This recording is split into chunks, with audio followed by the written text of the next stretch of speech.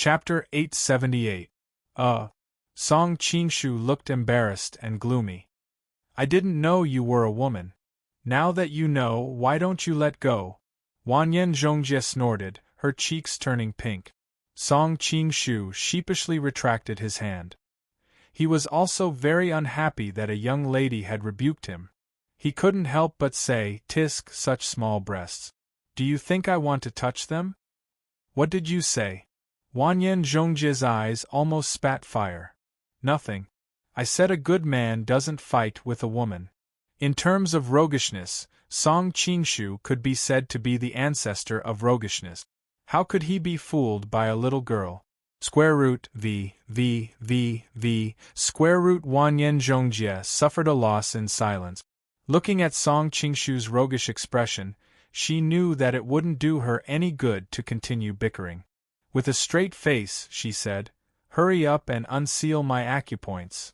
Song Qingshu hesitated for a while, but still decided to unseal her acupoints. First, she was Gubai's niece. Even if he didn't want to give her face, he still had to give her face. Second, with his martial arts, he wasn't afraid that she would cause any trouble. Wanyan Zhongjie was shocked when she saw that Song Qingshu had unsealed her acupoints just like that. However, she didn't show it. She stretched her arms and waved at him. "Okay, come with me to kill Wanyan Liang." Song Qingshu was so angry that he laughed. "Why should I go with you to kill Wanyan Liang?" "Because I know your secret." Wanyan Zhongjie turned around and smiled sweetly at him. He had to admit that although she was young, she already had a captivating charm. "What secret?" Song Qingshu asked without batting an eyelid. Wanyan Zhongjie held her hands behind her back and circled around him, sizing him up. After a long time, she opened her thin lips and said, "Because you aren't my uncle, Tang Quobian." Song Qingshu's heart skipped a beat as he replied expressionlessly, "I don't understand what you're talking about." Wanyan Zhongjie smiled and said, "The last time you tried to assassinate Wanyan Liang, you caught my sword between your two fingers. At that time I was very suspicious. Although Tang Quobian is skilled with the bow and the horse, that's all on horseback. He doesn't know the martial arts of Jianghu. Afterwards, I went to investigate and found that no one had ever heard of Tang Quobian practicing martial arts. In order to confirm it, I ambushed you again just now. Sure enough, it proves that your martial arts are unfathomable. Then tell me, how can you be Tang Quobian? If I'm not Tang Quobian, who am I?" Song Qingshu had a headache. At that time, he had carelessly revealed his martial arts, and in the end, he was seen through by Gubai and her. It was really a miscalculation. Wanyan Zhongjie shook his head. "I don't know who you are, and I don't want to know. I just need you to help me kill Wanyan Liang, and I will keep your secret." "And if I don't help?" Song Qingshu said coldly. "You are pretending to be Tang Quobian because you want to use his identity to plan something big. If the whole capital finds out that you are a fake, how will you accomplish your goal?" Wanyan Zhongjie smiled. "Let's not talk about others. Let's talk about my aunt, who is known as the most beautiful woman in the Jin Kingdom. How will she react when she finds out the truth? If her pursuers find out that their goddess has been sleeping with a wild man, how will they react? Let me give you a friendly reminder. At least 1/3 of the nobles in the capital were my aunt's pursuers. You should think about the consequences." Before Wanyan Zhongjie could finish speaking, he felt his vision blur, and then his whole body was pressed against the wall. The hand around her throat was like an iron hoop, making it hard for her to breathe. Song Qingshu looked at her calmly and said in a cold voice, "If I kill you, everything will be over." After the initial panic, Wanyan Zhongjie had now calmed down. He looked back at him calmly. "Did you think that I came to see you alone without any preparations? What do you mean?" Song Qingshu was stunned. "I knew that I was meeting an extremely dangerous person. How could I come unprepared?" Wanyan Zhongjie's lips curled into a mocking smile. "I already made the appropriate arrangements. If I didn't return on time, The whole capital would know that you were pretending to be Tang Quobian. How capable can a little girl like you be? I'll kill you and find your contact. Then, I'll kill him and everything will be fine. Song Qingshu was unmoved as he said. You don't even know who my contact is. How are you going to kill him? Although Wanyan Zhongjie was young, he was not intimidated. Even if I tell you, you won't be able to find him. Oh? I don't believe you. Song Qingshu deliberately provoked him. You don't have to provoke me. If I tell you, I won't be afraid of you finding him. Wanyan Zhongjie snorted. Every 3 days, I go to the street to find a Tonghulu seller. When he sees me, he will know that everything is fine and your secret will not be leaked. There are so many Tonghulu sellers in the capital. Even if you know, you won't be able to find him. Song Qingshu frowned, suddenly realizing the flaw in her story. You're obviously lying to me. You're a noble lady. How can you show yourself in public so often? What if you have something to do that day? For example, the palace summons you and you can't meet the Tonghulu seller?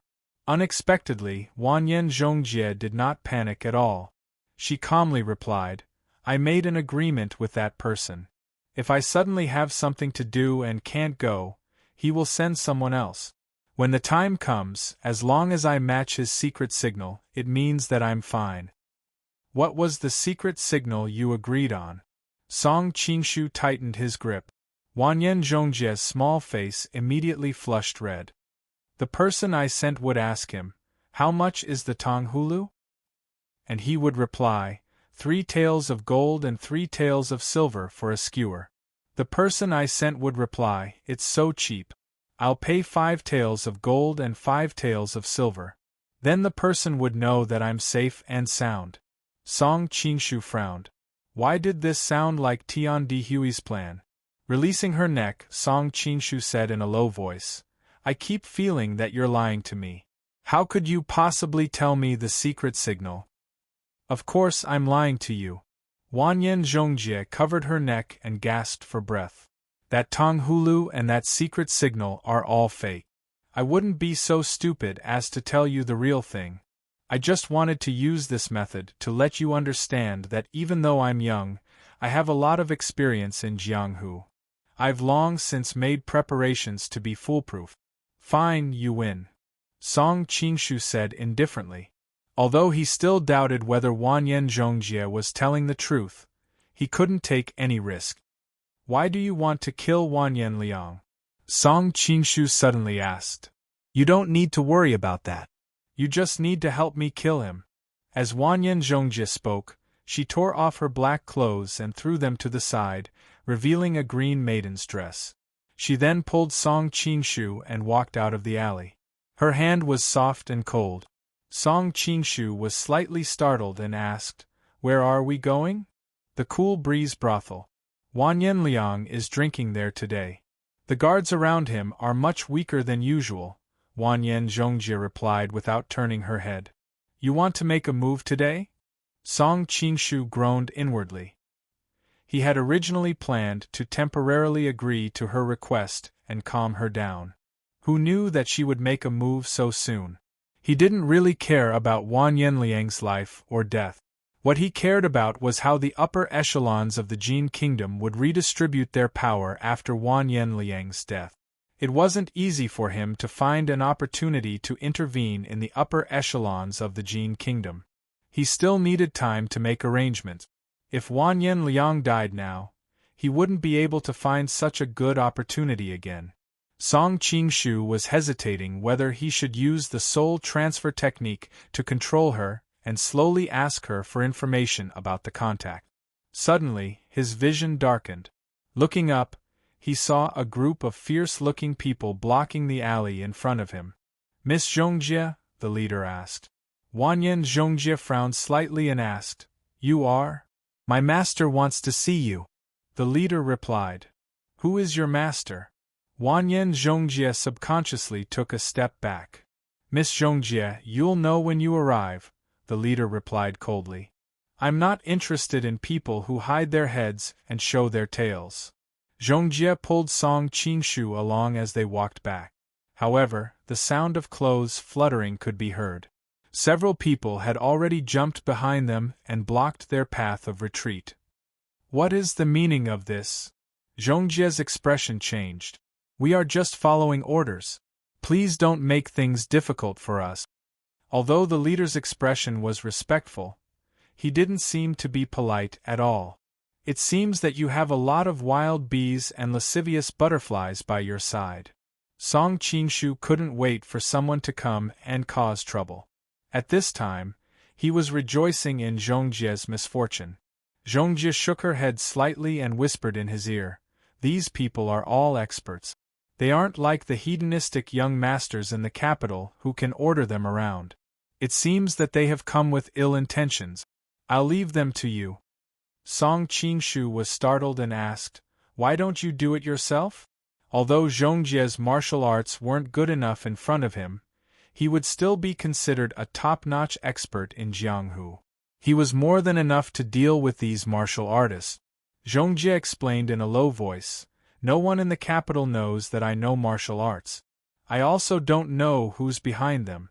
If I reveal my martial arts and Wanyan Liang hears about it, he might connect it to the previous assassination attempts. I can't take this risk." Song Qingshu was very depressed and said, "Everyone knows that Tang Quobian doesn't know martial arts. I revealed my martial arts once and you caught me. How could I dare to do it a second time? If I don't do it and you don't do it, then are we just going to let them capture us?" Wanyan Zhongjie's eyes were wide open and filled with disbelief. "If we get captured, then we get captured." Song Qingshu had thought things through. If he dealt with these people, Gubai would immediately send him to assassinate Wanyan Liang.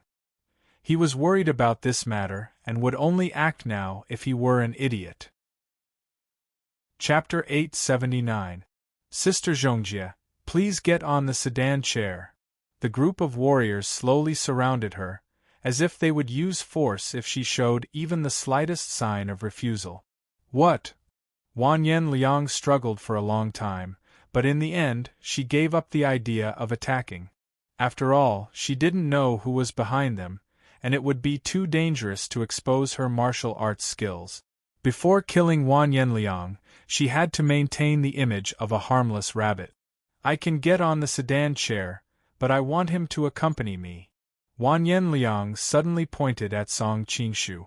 This group of people had only brought one palanquin. It was clear that they had intended to invite her alone. They hadn't expected that she would have companions with her. Wanyan Zhongjie had done this on purpose to remind this group of warriors that if they decided to silence her, Song Qingshu would have no choice but to act. Song Qingshu frowned and instantly understood what she was planning. Just as he was considering whether or not to act, he heard the warriors say, "No problem. Get on the sedan chair." Not only was Song Qingshu stunned, but even Wanyan Zhongjie was stunned. This sedan chair was obviously designed for a single person to sit in. There might be some space for one person, but it would be too crowded for two people. She asked incredulously, "You want me to squeeze with him?" The leader slightly frowned. "Sister Zhongjie, please get on the sedan chair." Beside him, Song Qingshu was instantly amused. He gave up on the idea of making a move, and instead became a little curious about the master behind these people. Thus, he happily crawled into the palanquin and sat down inside. Wanyan Zhongjie's eyes widened. She pointed at the sedan chair and said angrily, "Look at this. How can two people sit in such a small sedan chair?" "It's not a problem to squeeze a little." The leader's face became somewhat impatient. "Are you going to sit or not?" Wanyan Zhongjie took a deep breath and calmed herself down. "I'll sit." She was very curious about the mastermind behind this, but she didn't dare to reveal her trump card before finding out everything. However, Song Qingshu was sitting inside like a lord, leaving almost no space. Wanyan Zhongjie rolled his eyes at him and said, "Make way. I've always liked to sit like this since I was young. If you can't squeeze in, you can sit on my lap. I won't mind." Song Qingshu was completely indifferent to the girl's request. Wanyan Zhongjie was so anxious that he laughed. Go and ask around, how many men in the capital want to hug me? How many of them have succeeded? If you want to take advantage of me, just say it. There's no need to beat around the bush. Song Qingshu curled his lips in disdain. Who would want to take advantage of a little girl like you? Your breasts are like steamed buns, and you don't even have a lot of meat on your body. What's the use of having a pretty face? I'd rather hug you and knock you down. Wanyan Zhongjie was so angry that he almost fainted. Apart from her chest, the rest of her body was perfect. Who knew how many men drooled over her? Was this bastard blind or not? Because she had already entered the palanquin, the people outside couldn't see what was going on inside. They thought she was already seated, and quickly set off with the palanquin. As soon as the palanquin was lifted, Wanyan Zhongjie lost her balance and stumbled into Song Qingshu's arms. Song Qingshu raised his hands, indicating that he hadn't touched her, and said, "Hey, you're the one who took the initiative to take advantage of me." Wanyan Zhongjie had never been so close to a man before, let alone fallen into his arms. She quickly explained with a red face, "You bastard, they suddenly lifted the palanquin and I didn't stand properly." Song Qingshu sneered, "You're a martial arts expert. If this vibration makes your lower body unsteady, do you think you're lying to a 3-year-old? If you want to take advantage of me, just say it. There's no need to beat around the bush." Wanyan Zhongjie hadn't expected the tables to turn so quickly. Her opponent had used her own words to mock her. She didn't know how to explain herself, so she decided to act shamelessly. "So what if I want to take advantage of you? Get out of the way." As she spoke, she moved his thigh to the other side and squeezed herself into that fleeting space. "Hey, you're squeezing so tightly that I can feel the heat from your body. You're a girl, aren't you ashamed?" Song Qingshu couldn't help but remind her. "According to seniority, you're my uncle. What's wrong with sitting with an elder?" Wanyan Zhongjie rolled her eyes and didn't want to continue talking about this topic. She asked, "Who do you think their master is?" "How would I know?" Seeing the anger in her eyes, Song Qingshu couldn't help but smile. "But I know that their master is most likely a woman." "Why?" Wanyan Zhongjie asked curiously.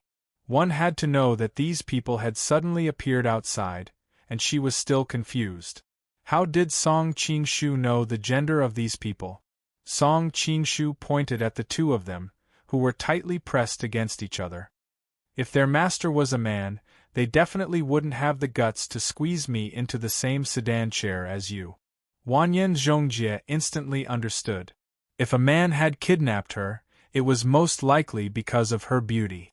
Under these circumstances, if these people allowed another man to take advantage of her, wouldn't they be causing trouble for their master? Only if their master was a woman would they not hesitate to lock the two of them together. Who is this bastard? Why does he have such sharp perception? Wanyan Zhongjie secretly glanced at Song Qingshu's face. Song Qingshu, however, was lost in thought. A woman? Is it Zhao Min? He also knew that this kind of speculation was too hasty. Even if a woman wanted to kidnap Wanyan Zhongjie, it could very well be out of jealousy or because her man was infatuated with Zhongjie and she wanted revenge. But his first reaction was still to think of Zhao Min. There's no point in thinking too much. Song Qingshu quickly gave up on all sorts of guesses and closed his eyes to rest. Wanyan Zhongjie, who was at the side, was infuriated when he saw this. However, he quickly admired Song Qingshu's calm demeanor. Perhaps it was because he was infected by Song Qingshu's emotions, but he quickly calmed down and imitated Song Qingshu, closing his eyes to rest. After an unknown amount of time, the sedan chair suddenly shook and Wanyan Zhongjie opened her eyes. She couldn't help but be secretly surprised that she had actually fallen asleep. She had been too careless. When she opened her eyes, she realized that she had unknowingly rested her head on the shoulder of the man next to her. Noticing that there was a water stain on his clothes, she subconsciously wiped the corner of her mouth, and her face instantly turned red. "This is too embarrassing. I actually drooled while asleep. I hope he didn't find out. Wanyan Zhongjie raised her head in alarm and happened to see Song Qingshu's expression. Her body immediately stiffened and she hurriedly raised her fist. You are not allowed to tell anyone about what happened just now. Otherwise, I will also reveal your secret. Chapter 880. It turned out that the reason why the palanquin had vibrated was because they had arrived at their destination. Along the way, Song Qingshu had the intention to observe their route, but the palanquin had been specially treated and had no windows. Other than the front door, the rest of the palanquin was completely sealed. Since he couldn't see the scenery outside, Song Qingshu was happy to be at ease and simply rested from beginning to end. Even when the palanquin had arrived at its destination, he still didn't know where he was. However, when he heard the voice of the woman outside, the corners of his mouth curled up into a smile. I can wear out iron shoes in fruitless search, only to find it by chance. Soon, someone opened the palanquin door. Wanyan Zhongjie was curious about the other party's identity and quickly walked out. When she saw the woman's appearance, she couldn't help but be stunned. Her mother was the #1 beauty of the Jin Kingdom in the past, and she was also recognized as the #1 beauty of the Jin Kingdom in the next generation. Wanyan Zhongjie was very confident in her appearance, but the woman in front of her had a rosy complexion and radiance. She was very beautiful, but she also had a heroic spirit. At the same time, she was graceful and dignified.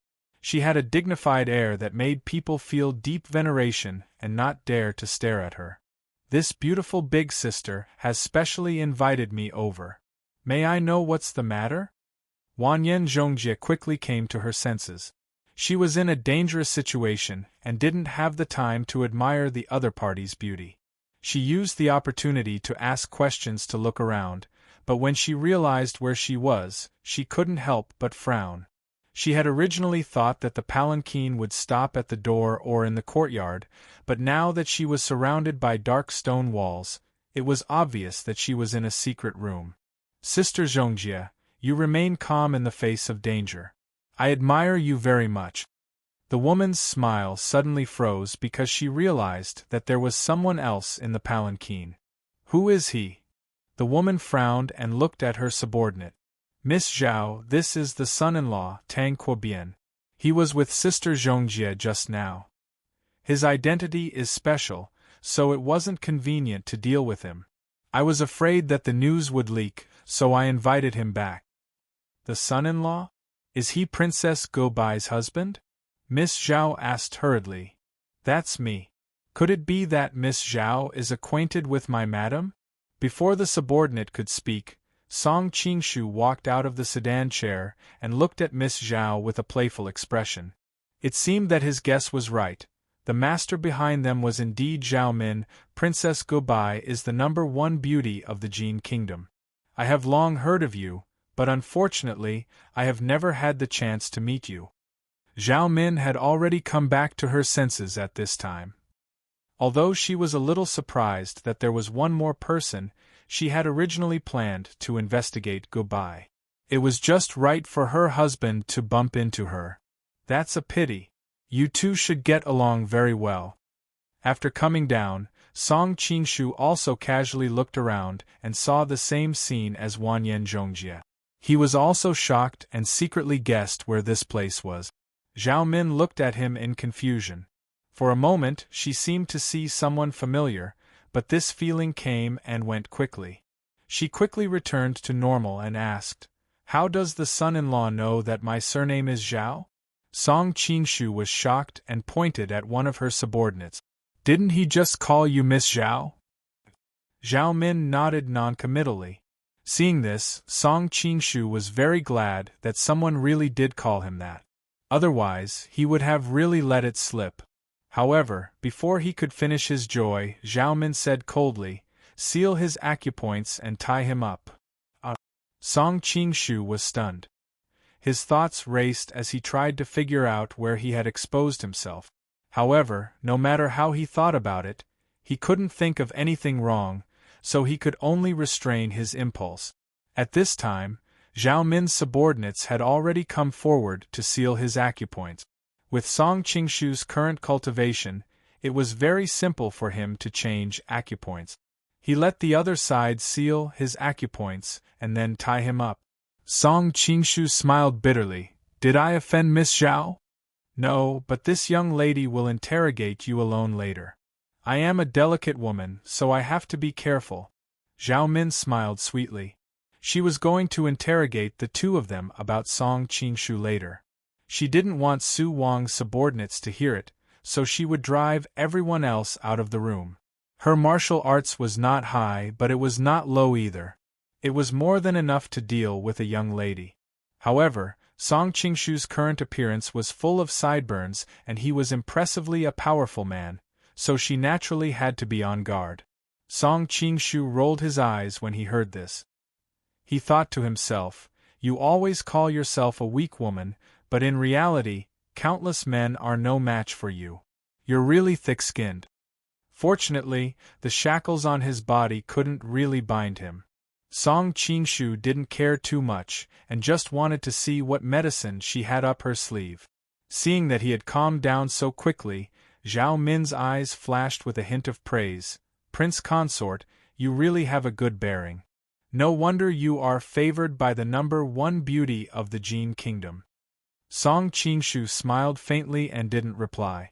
Instead, Wanyan Zhongjie, who was beside him, interrupted, Beautiful sister, he is tall and sturdy, so it doesn't matter if he is tied up. However, I have soft skin and tender flesh, so there is no need to tie me up.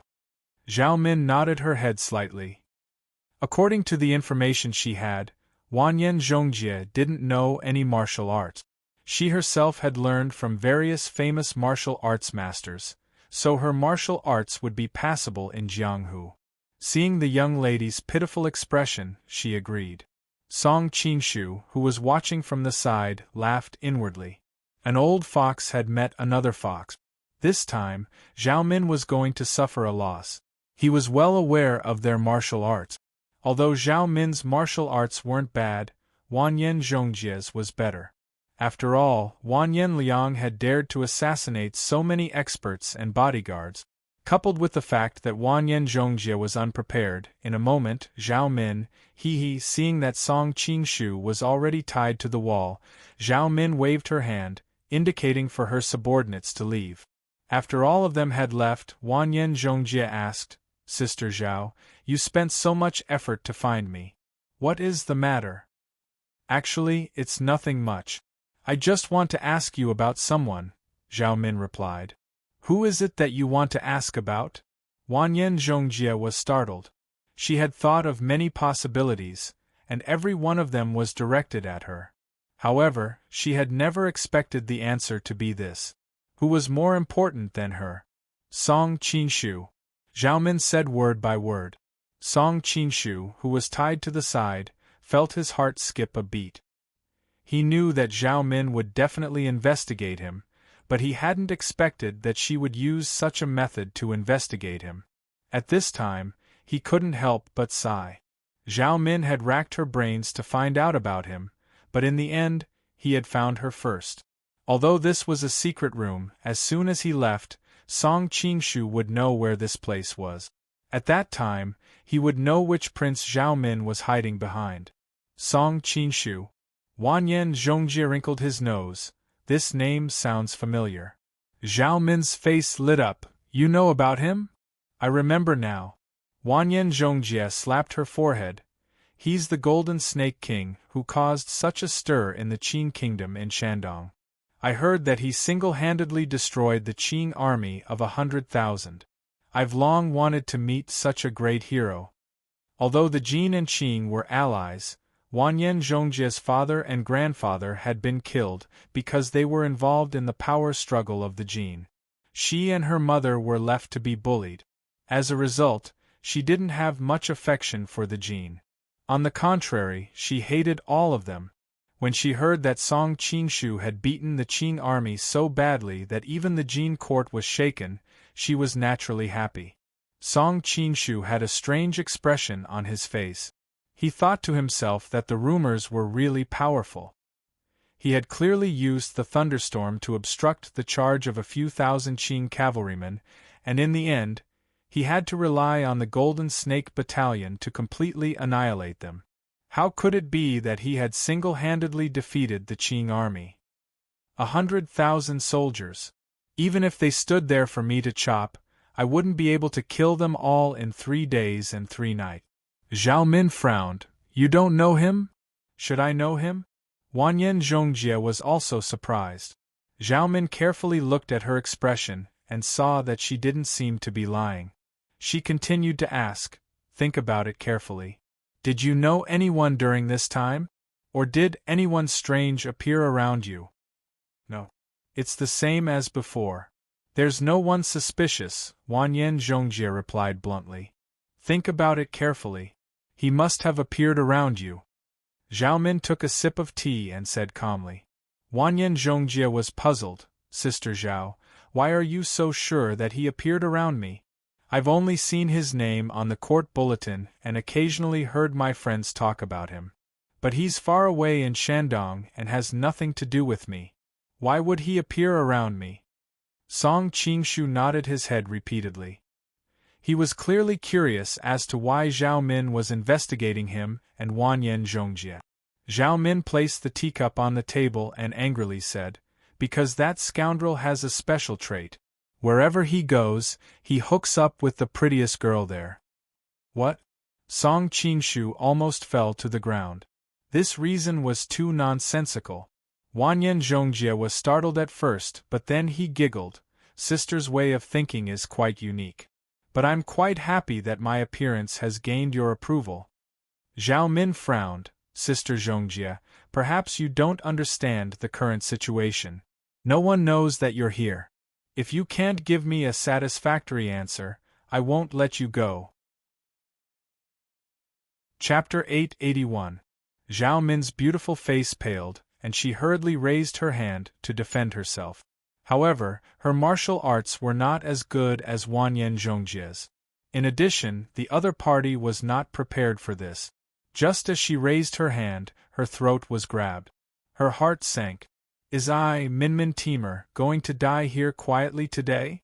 Wanyan Zhongjie had just grabbed Zhao Min's neck when Song Qingshu grabbed his wrist. Glaring at him, she asked, Why are you grabbing me? Song Qingshu secretly wiped away the cold sweat on his forehead. Fortunately, he was prepared. If Zhao Min's neck had been broken because of a moment of carelessness, it would have been too late for him to cry. There's no hurry to kill her. If we can't get out, we can use her as a hostage. That's true. Wanyan Zhongjie nodded and sealed Zhao Min's acupoints. You actually know martial arts? Zhao Min was still in a state of shock. Everyone in the capital thought that she was just a girl without the strength to truss a chicken. Who would have guessed that she was actually hiding such a high level of martial arts? At the same time, Zhao Min suddenly felt an irrepressible urge to ask Song Qingshu to teach her martial arts the next time she saw him. I've just been bullied by Zhou Zhirua, and now I'm being bullied by another girl. How infuriating! You didn't expect this, did you? Wanyan Zhongjie proudly raised his chin, his eyes curved into crescent moons.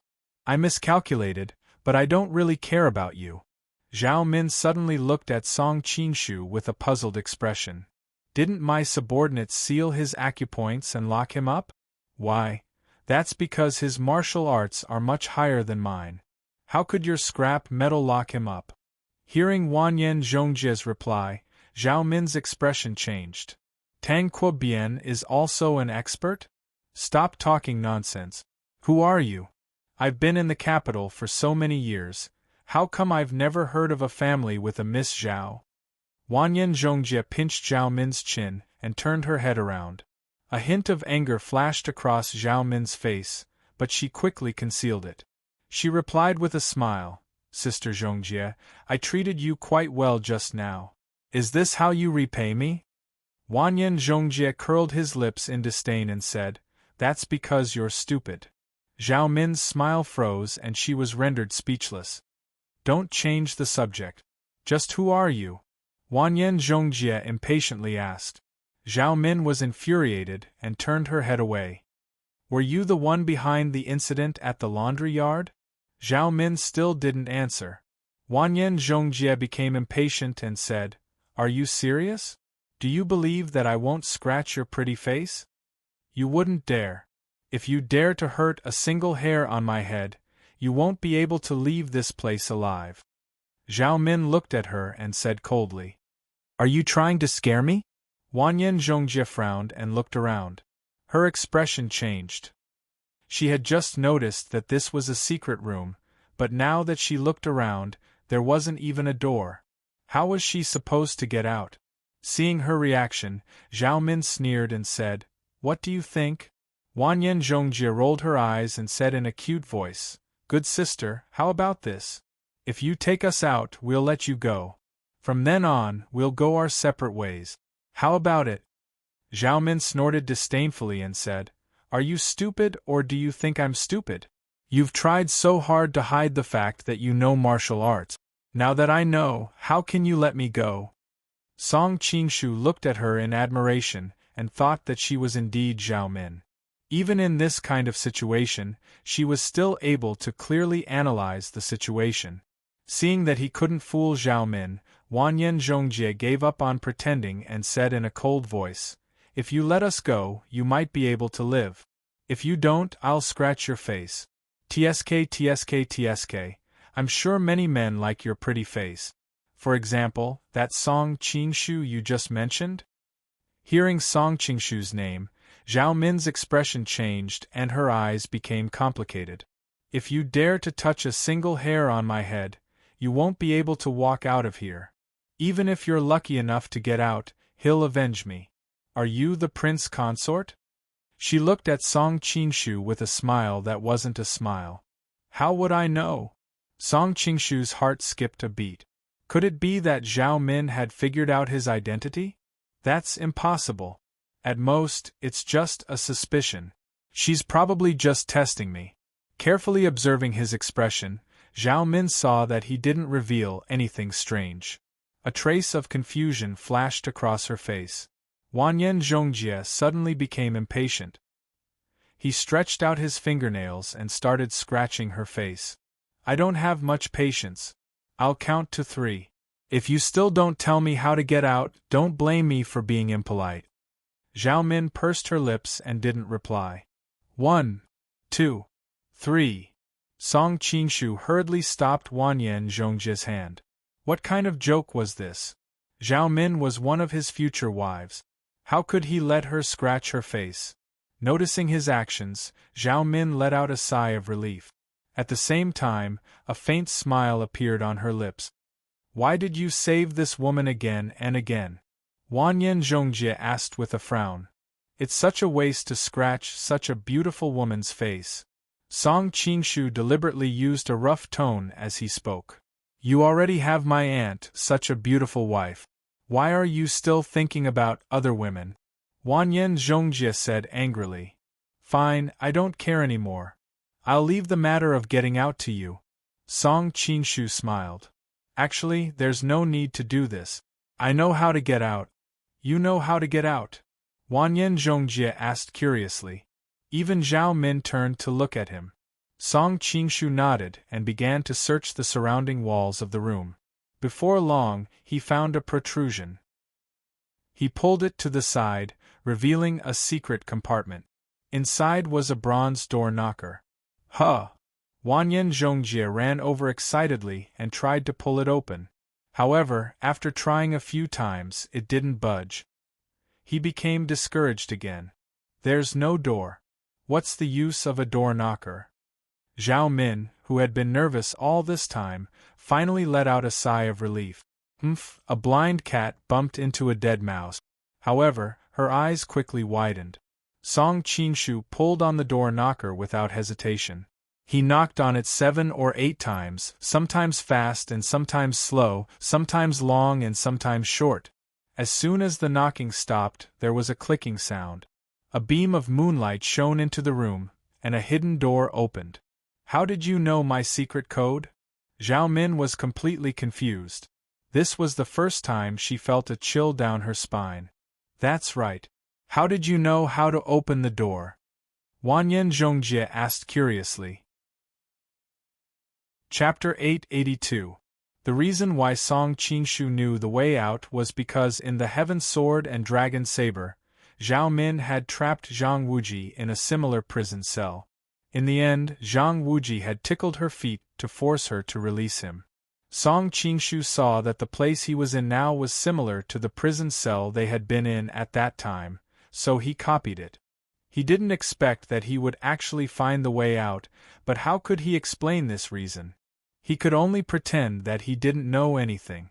Wanyan Zhongjie was worried that there was an ambush outside, so he crept out anxiously. However, he discovered that there was no one around. After looking around, he realized that they were in the back garden of a wealthy family. He excitedly ran to the door and called out to Song Qingshu, "Come out quickly, there's no one here. Take her with you." "Take her with you?" Song Qingshu was surprised. "Of course, take her as a hostage just in case," Wanyan Zhongjie said. "Oh, okay then." Song Qingshu was worried that the longer he stayed with Zhao Min, the more likely it was that she would see through his identity. However, she had seen that he and Wanyan Zhongjie both knew martial arts, so he couldn't just let her stay here. "Don't touch me." Seeing that Song Qingshu was approaching, Zhao Min's face turned cold. Song Qingshu ignored her and carried her in his arms. "So what if I touch you? I will kill you." Being hugged by a stranger, Zhao Min was both embarrassed and angry. "It's a pity that your martial arts are too weak, so you can't kill me," Song Qingshu said with a smile. "I will find someone to kill you," Zhao Min said angrily. "Find who?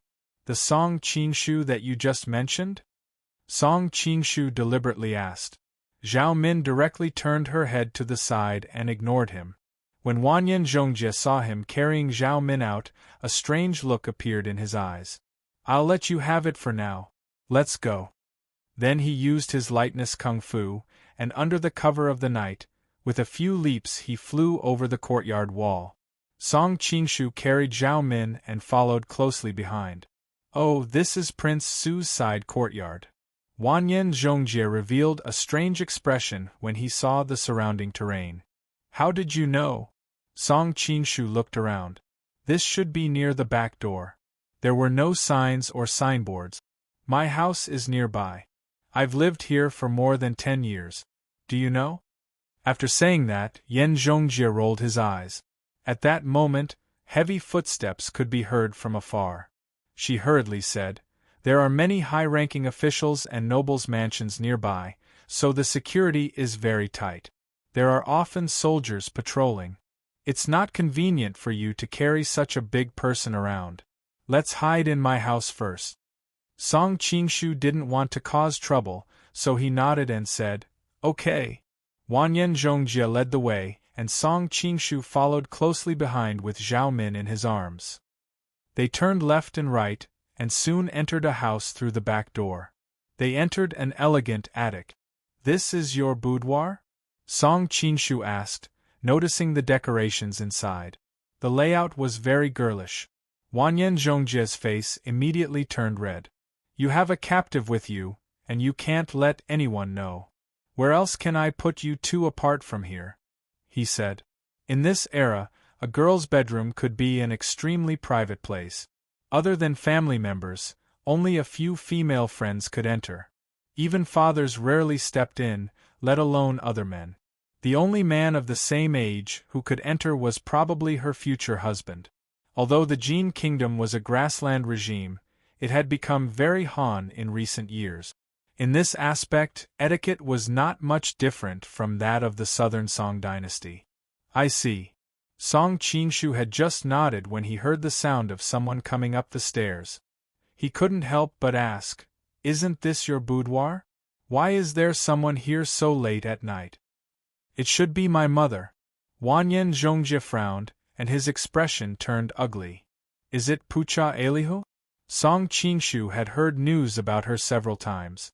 She used to be the eldest sister of the Pucha family, and the younger sister of the two brothers, hoodie, and Hute. She was also the first beauty of the Jin kingdom before Song Bai. Although Song Qinshu was curious about this former first beauty of the Jin kingdom, she was more curious about Wanyan Zhongjie's reaction. Why was he so cold when mentioning her mother? There seemed to be a trace of disgust. You hide for a while. Wanyan Zhongjie pouted at her, indicating for her to find a place to hide. Song Qinshu looked around and subconsciously wanted to hide on the bed. After all, if he pulled down the curtain, he wouldn't be able to see what was going on inside. However, Wanyan Zhongjie hurriedly waved his hand. Song Qinshu thought about it and agreed. It was indeed inappropriate for a man to hide in a girl's bed. Hearing the footsteps getting closer, he hurriedly picked up Zhao Min and jumped up, hiding on a beam in the room. In order to prevent Zhao Min from making a sound, he sealed her mute acupoint, causing her to roll her eyes. As soon as the two of them hid, a beautiful woman pushed open the door and entered. She had watery eyes, rosy lips, perky breasts, and a voluptuous body. Any man who saw her would think of a bed. Even though Song Qinshu was used to seeing beautiful women, he had to admit that this mature woman was extremely attractive. She was indeed worthy of being the first beauty of the Jin kingdom. However, that was all. Song Qinshu had enough women by his side. He was no longer the young man who would act on impulse whenever he saw a woman. The current him was only interested in two types of women. One was women that he truly liked, and the other was women that could help him in his career. Song Qinshu suddenly frowned. He could smell the strong smell of alcohol from afar. Why did this woman drink so much? Mother, you're drunk again. From Wanyan Zhongjie's words, it seemed that she was often in this state. At your age, what do you know? Alcohol is the best thing in the world. As the saying goes, once drunk, 1,000 grievances are resolved. The mature woman spoke intermittently as she walked towards the bed. Seeing this, Song Qinshu secretly wiped away the sweat on his forehead. He blamed Wanyan Zhongjie for telling him not to hide on the bed. It turned out that he knew that his mother would lie on the bed when she was drunk. Resolve 1,000 grievances, resolve 1,000 grievances. You're just trying to escape. Wanyan Zhongjie looked at his mother angrily. Hee. The mature woman laughed and tried to change the topic. My good daughter, where did you go? I didn't see you for the whole night. I was worried that you'd been deceived by some stinky man. Woo, Song Qinshu frowned. This woman had started crying. It seemed that she had been suppressed by too many things. Who knew how many things had happened to this mother and daughter pair over the years? On the other hand, Wanyan Zhongjie's expression was stiff. His voice was full of sarcasm. On one hand, you're worried that something might happen to me. On the other hand, you're dead drunk.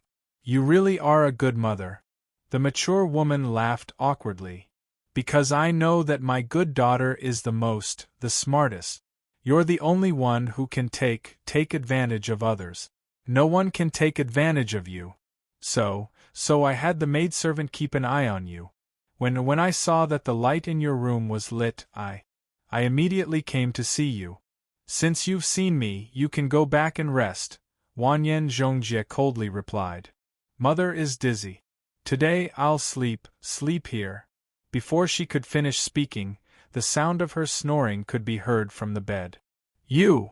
Wanyan Zhongjie was both angry and anxious. He stood there stupefied. Seeing that Pucha Elihu had fallen asleep, Song Qinshu jumped out of bed. Your mother is really special. If his own mother was like this, he definitely wouldn't want outsiders to see her. He had unintentionally exposed the awkwardness between mother and daughter and felt a bit embarrassed. Do you think she's beautiful? Wanyan Zhongjie suddenly asked. Song Qinshu hadn't expected this question. He glanced at the mature woman on the bed. Even though she was dead drunk, she was still sleeping like a begonia. He subconsciously replied, She's quite beautiful. Wanyan Zhongjie nodded. He suddenly reached out and pressed on Zhao Min's sleeping acupuncture point. Song Qingshu was astonished. What are you doing? Wanyan Zhongjie ignored him. He walked over to the bed and sat down. He reached out and caressed his mother's face, tidying up her messy hair. His fingers gradually moved downwards, slowly unbuttoning her collar, revealing her fair skin. Only then did he turn his head to look at Song Qingshu. Do you want to do her? What? Song Qingshu was completely dumbfounded. He had never expected that the other party would throw out such an earth-shattering question. Think about it. In the middle of the night, he was invited to his mother's room by a beautiful girl he had only met a few times. Then, she tore open his mother's clothes and asked him if he wanted to do her? What kind of melodramatic and F***king development was this? Are you crazy? This was the only sentence that could express Song Qingshu's current feelings. I know what you're worried about. Don't worry, there's nothing to worry about. Wanyan Zhongjie suddenly laughed hysterically. He pointed at the woman on the bed. She's dead drunk right now. She won't remember what you did. Even if she remembers, it doesn't matter. She's a whore who can be a husband to anyone. How can you talk about your own mother like that? Song Qingshu frowned. Because she's not fit to be my mother. Wanyan Zhongjie's voice was as cold as ice. I don't need a woman who can be a husband to anyone to be my mother. A husband to anyone? Song Qingshu was deep in thought. There were many rumors about Pucha Elihu in the capital, but most of them had no evidence. But if his daughter was like this, could those rumors be true? While he was deep in thought, Wanyan Zhongjie suddenly stood up. Let's go. Accompany me to kill Wanyan Liang. Big sister, your thoughts are jumping too far. Just now, your mother. Seeing the hatred in Wanyan Zhongjie's eyes, Song Qingshu's heart skipped a beat. He asked tentatively, did your mother become like this because of Wanyan Liang? Chapter 883. When Emperor Taizong passed away, the current emperor ascended to the throne after many parties fought over it. However, he was still young at that time, and the power of the court was jointly managed by 3 ministers who helped him ascend to the throne. Wanyan Zhongjie suddenly spoke, recalling the events of the past in a particularly sad tone. These 3 are my grandfather Wanyan Zongpan, the father of the king of Hailing, Wanyan Zonggan, and the king of Zhao, Wanyan Honglai. Wanyan Honglai? In this world, he is Yang Kang's biological father. Song Qing did not disturb Wanyan Zhongjie and continued to listen. In the beginning, it was still peaceful. The 3 of them managed the court together, and the Jin Kingdom's national strength quickly grew and became one of the strongest countries in the world. However, the 3 of them were all outstanding men, and deep down, they were not willing to share power with others. So it didn't take long for the 3 of them to start fighting each other for power. In the beginning, my grandfather had the advantage. After Emperor Taizong's death, he should have inherited the throne. However, under the checks and balances of various parties, he had no choice but to return the throne to the descendants of Emperor Taizong. However, a starving camel is still bigger than a horse, and his power was the strongest among the 3 ministers. At that time, the heir of the king of Zhao, Wanyan Kong, was killed in the Central Plains. The king of Zhao was in a daze, and my grandfather took the opportunity to cut off the king's wings and remove him from the center of power. In the end, the king of Zhao died of depression. Song Qing had a strange expression on his face. Listening to her now, her grandfather was clearly not a good person. Why did she not have the slightest intention of respecting him? Wanyan Zhongjie continued, after the king of Zhao was pushed away, my grandfather's power could be said to be overwhelming. Even the other minister, Wanyan Zonggan, was respectful to him and followed his lead. Gradually, my grandfather let down his guard and Wanyan Zonggan revealed his fangs. By the time my grandfather reacted, it was already too late. In the end, Wanyan Zonggan framed my grandfather for treason and executed him. My father was also implicated and died in prison. My condolences. Seeing her sad expression, Song Qing did not know how to comfort her and could only think of a way to divert her attention. But I don't understand. Your grandfather already controlled the court. How did Wanyan Zonggan turn the tables so easily? Did you forget what I mentioned at the beginning about Grandpa's identity? Wanyan Zhongjie looked in the direction of the imperial palace with a trace of hatred on his face. My grandfather almost succeeded the throne, and Wanyan she had long regarded him as a thorn in his side. Wanyan Zonggan had grasped his mentality, and that was how he was able to kill my grandfather. When mentioning the emperor of the Jin kingdom, Wanyan Zonggan directly called him by his name, without the slightest hint of respect. Song Qing sighed. Since ancient times, when it comes to the fight for the throne, even the weakest person will become ruthless. Wanyan Zhongjie looked at him in surprise. It seems like you're not a loyal and patriotic person. Song Qing smiled bitterly. To put it nicely, he was called the Golden Snake King, but to put it bluntly, he was just a rebel leader. Moreover, he came from a later generation, and if he were to speak out his ideas, he would be regarded as a traitor by all the rulers of the world. He said, "Continue. What happened next?" After grandfather and father's accident, we lost our protective umbrella. Because my mother's beauty spread far and wide, many people started to have designs on her. However, her identity was a sensitive one, so no one dared to make a move on her. Until Wanyan Zhongjie's voice suddenly became bone-chilling.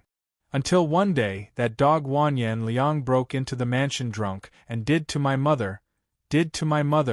Song Qing gently stroked her hair and comforted her. "All right, I understand. You don't have to say it." Wanyan Zhongjie looked at him gratefully. He skipped over this part and continued. At that time, his father, Wanyan Zonggan, held great power in the court. Even though he had done such a thing, no one dared to punish him. My mother went everywhere to ask for help, but no one in the capital was willing to help. Instead, there were rumors that my mother was fickle and that after her husband died, she seduced another man. In despair, my mother abandoned herself to despair. The gentle and virtuous mother disappeared, and was replaced by a seductive woman. She walked among many men and became a slut in everyone's eyes. At this point, her body trembled uncontrollably. Song Qing shook his head. Your mother had no other choice. Your grandfather and father were dead, and you were all criminals who could be demoted to slaves at any time. As a woman, she could only use her beauty to her advantage. If she didn't do this, how could she maintain this family and protect you? I don't need her protection. Wanyan Zhongjie immediately exploded. I would rather she take me with her to accompany father in death than do such a thing. At the end of the day, she was afraid of death and chose to drag out an ignoble existence. Song Qing sighed when he saw the agitated girl in front of him. The greatest courage in this world is not to die heroically for a certain ideal, but to live humbly for a certain ideal. Living is much harder than dying. Wanyan Zhongjie was stunned. What do you mean? Song Qing looked at the beautiful woman sleeping soundly on the bed and said in a low voice, "Although I don't know exactly what your mother was thinking, I can roughly guess what she was thinking. According to what you said just now, the court should be controlled by Wanyan Zonggan and his godson. But why is it that Wanyan Zonggan is nowhere to be seen and Wanyan Liang is only ranked 4th in the court? Above him are Wanyan Zongxian, left Prime Minister Zongmin, and right Prime Minister Zongben? Wanyan Zonggan seemed to have contracted some kind of illness and decided to retire. Not long after, he died, and the other members of the imperial family took the opportunity to take over." Wanyan Zhongjie's voice suddenly trembled. "You're saying that all of this was done by my mother? No, that's impossible. All these years, your mother has money and power, wandering around with various men. Not long after Wanyan Zonggan retired, his power was divided among the other factions. If you say that all of this has nothing to do with her, I don't believe you." Although Song Qing didn't know the details, He had seen so many court dramas in his previous life. After coming to this world, he had even become an emperor. He combined theory with reality and looked at problems from a perspective that a young woman couldn't compare to. I didn't expect that there would still be someone in this world who can understand me and understand me. A faint voice suddenly came from the side. Wanyan Zhongjie's body stiffened and he turned his head in disbelief. His mother, who had been lying on the bed a moment ago, was now sitting up. Her eyes were clear and she didn't look drunk at all. Chapter 884. Pucha Elihu looked at him deeply. Even my own daughter doesn't understand me and even hates me. I didn't expect an outsider like you to be able to guess my thoughts so well. I didn't understand why Gubai fell for you in the past, but now I do. To be able to marry a man like you is a woman's greatest happiness. Song Qingshu blushed at her praise and smiled embarrassedly. You flatter me, madam. Mother, he's not Tang Quobian. Wanyan Zhongjie still hadn't come back to his senses, but he still subconsciously corrected his mother's words. Hm? Pucha Elihu looked surprised. Only then did Wanyan Zhongjie roughly explain how he discovered Tang Quobian's identity. Song Qingshu smiled slightly. Little girl, this is where you're wrong. Why do you think I'm an imposter? Just because I know martial arts? If I remember correctly, in everyone's impression, Miss Chungjie doesn't know martial arts, right? Now that you have a consummate skill, can I suspect that you are also a fake? Wanyan Zhongjie was speechless. You're twisting words and forcing logic. You admitted it before. Did I admit it? Song Qingshu looked at her with a smile that wasn't a smile. Wanyan Zhongjie was stunned. He thought back carefully and realized that she really hadn't admitted she was an imposter. She'd just been acting alone. Pucha Elihu reached out and pressed down on his daughter. Whether you're the real Tang Quobian or not, it doesn't matter to us. The only thing we care about is, are you an enemy? A friend? Whether I'm a friend or an enemy, none of you can influence my choice. What does Madam think? Song Qingshu looked at the mature and beautiful woman in front of him and sighed. No wonder she could walk among so many men. She did have the capital. Young master is right. Pucha Elihu smiled. From what you just said, it's clear that you don't have any enmity towards us. I was overthinking. Madam has been dancing on a tightrope for so many years. It's better to be careful, Song Qingshu replied. Dancing on a tightrope? Young noble's description is quite apartment. Pucha's Elihu covered his mouth and laughed. Wanyan Zhongjie frowned. Because of the shadow of the past few years, he subconsciously didn't like his mother teasing other men. Seeing this, he immediately interrupted. Mother, is what he just said true? Pucha's smile disappeared and he sighed. When your father was in trouble, I wanted to go with him, but you were still young. If I had gone, I'm afraid you wouldn't have survived. Even if you did, your life would be miserable. At first, I was still a little hesitant until Wanyan Liang broke into the mansion. After that, I finally thought it through. I want revenge. Not only do I want to avenge your father and grandfather, but I also want to avenge myself. That's why I chose to survive. All these years, I've been humiliated and looked down upon by my own daughter. I've wavered, but all these years of sacrifice haven't been in vain. I've finally succeeded in killing that old bastard Wanyan Zhongan. Wait, you killed Wanyan Zhongan? Didn't he get sick and return to his hometown? Wanyan Zhongjie asked curiously. Do you think that old bastard would give up his power so easily? Pucha's father hesitated, but in the end, he shook his head. Don't ask about the process. You won't want to hear it. Wanyan Zhongjie was stunned at first, but he quickly reacted. His nose turned sour and he threw himself into his mother's arms. Mother, I'm sorry. I've misunderstood you all these years. Seeing the mother and daughter crying together, Song Qingshu didn't want to disturb them. He went to Zhao Min's side and looked at her sleeping face. After a moment of absent-mindedness, He felt a headache coming on. What to do with her would be the real problem. He definitely couldn't let her go, but he also didn't dare to keep her here. Wanyan Zhongjie looked innocent on the outside, but she was vicious and merciless. She might just turn around and kill Zhao Min to silence her. Wanyan Zhongjie cried for a while before suddenly raising his head. Mother, you've already killed Wanyan Zonggan. If I kill Wanyan Liang, I'll be able to avenge father and grandfather. Don't. Pucha's father hurriedly pulled his daughter back. Wanyan Liang has many experts by his side. You won't be able to kill him. I can't do it alone, there's still him. Wanyan Zhongjie pointed at Song Qingshu. He promised me to help me kill Wanyan Liang. When did I promise you? Song Qingshu's face was gloomy. This girl is really clinging to me.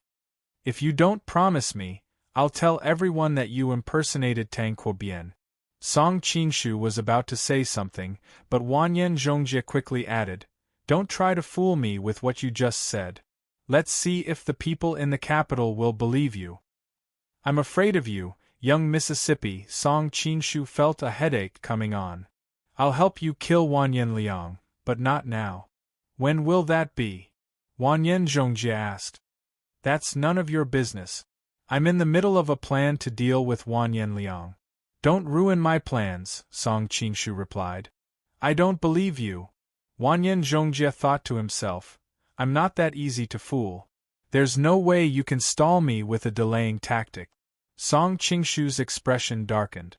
Pucha's father hurriedly pulled his daughter back. All right, mother believes that he won't lie to us. But Wanyan Liang has given him his favorite carriage time and time again. I don't believe that he'll kill Wanyan Liang. Wanyan Zhongjie was also anxious. He hurriedly told his mother about how he had mistakenly hit the side carriage when he tried to assassinate Wanyan Liang. This time, even Pucha's mother looked suspicious. Song Qingshu's mouth twitched in disdain. He thought to himself, so what if he gave me a carriage? Wanyan Liang even gave me his consort to ride. Noticing their suspicious gazes, Song Qingshu had an idea. If you don't believe me, I'll take you to see someone. Who? The two girls asked in unison. Goodbye. Song Qingshu replied in a deep voice. Actually, he didn't want to explain things to the two girls. He was just worried that if they worked together while they were suspicious of each other, it might cause some unnecessary trouble. Rather than that, it would be better to work together honestly. With his martial arts, it wouldn't be difficult for him to kill Wanyan Liang. The difficult part was what to do after he killed Wanyan Liang. Coincidentally, he had obtained an opportunity to enter the inner circle of the Jin Kingdom. It would be a pity to waste it. When he found out that Wanyan Liang wanted to usurp the throne, he came up with a plan. First, he would let Wanyan Liang get rid of the other core members of the Jin Kingdom. When Wanyan Liang was ready to become the emperor, he would replace him. This way, not only would he be able to get rid of Wanyan Liang, but he would also be able to gain the power of the Jin Kingdom. However, replacing Kangxi was not an easy task. Previously, he succeeded because of various coincidences. It could be said that he had taken a huge risk. Moreover, because everything happened in a hurry, he didn't have the time to train his trusted subordinate. As a result, when he became the emperor of the Qin Kingdom, his control over the entire Qin Kingdom was extremely limited, even with the help of a genius like Dongfang Muxue.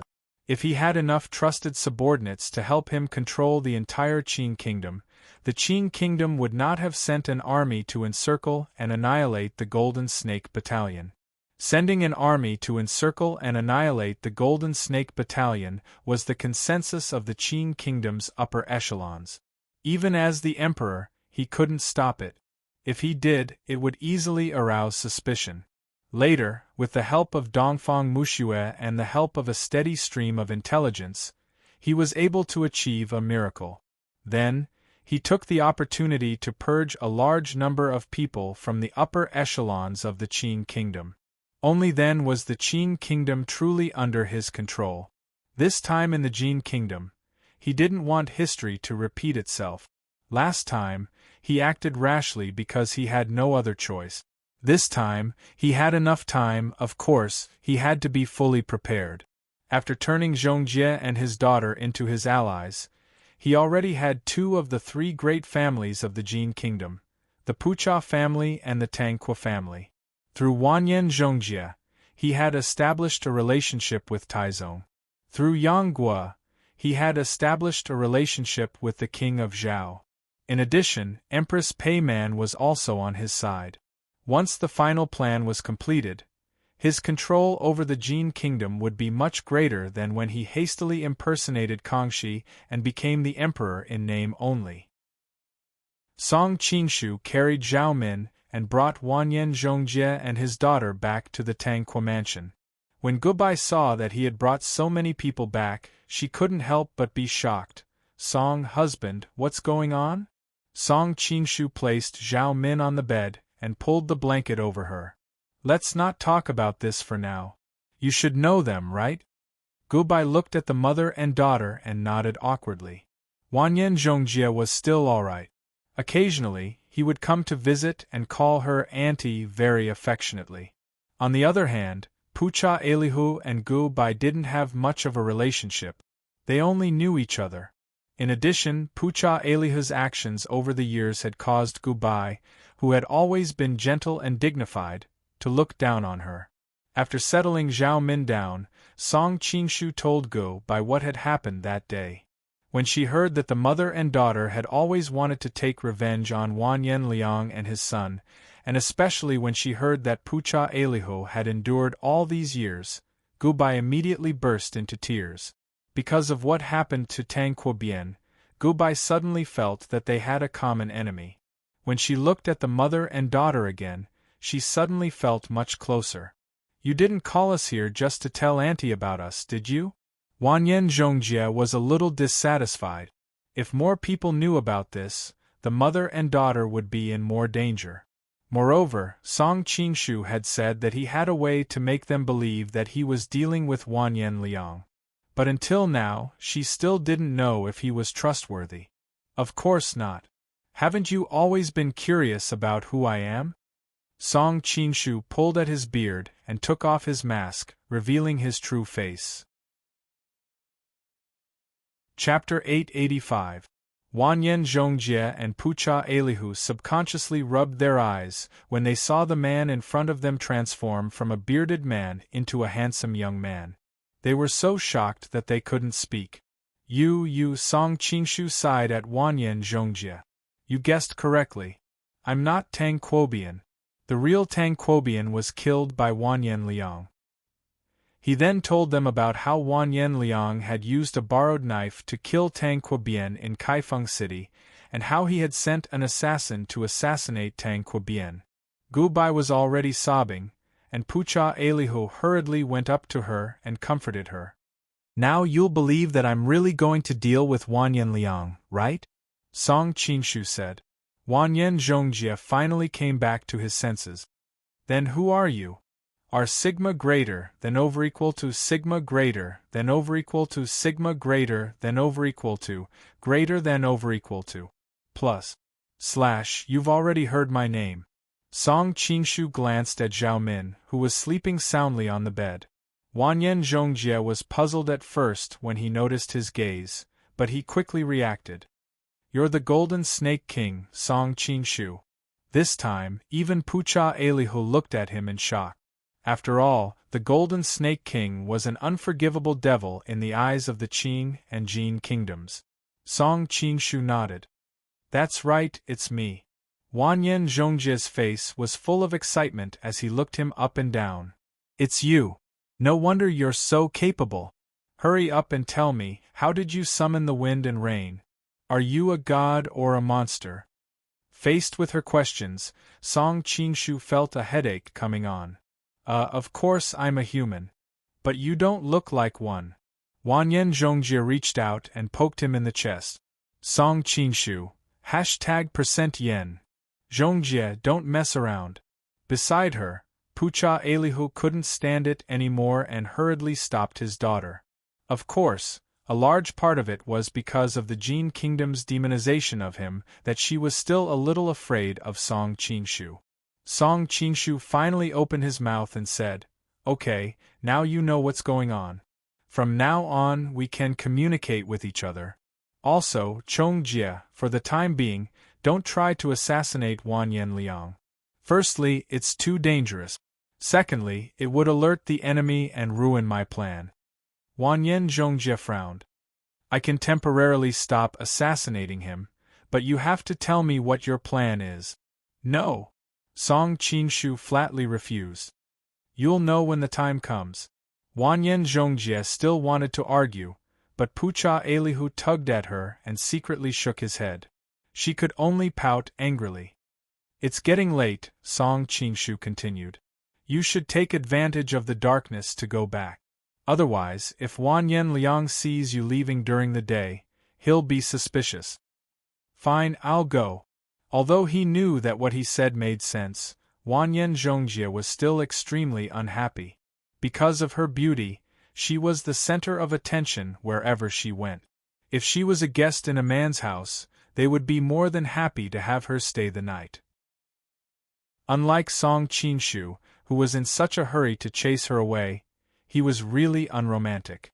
Pucha Elihu felt the same way. However, after so many years of living, she had long since become calm and collected. She was only slightly startled before she calmed down. "Wait!" Hearing Song Qingshu call out to her, Wanyan Zhongjie's lips curled into a smile.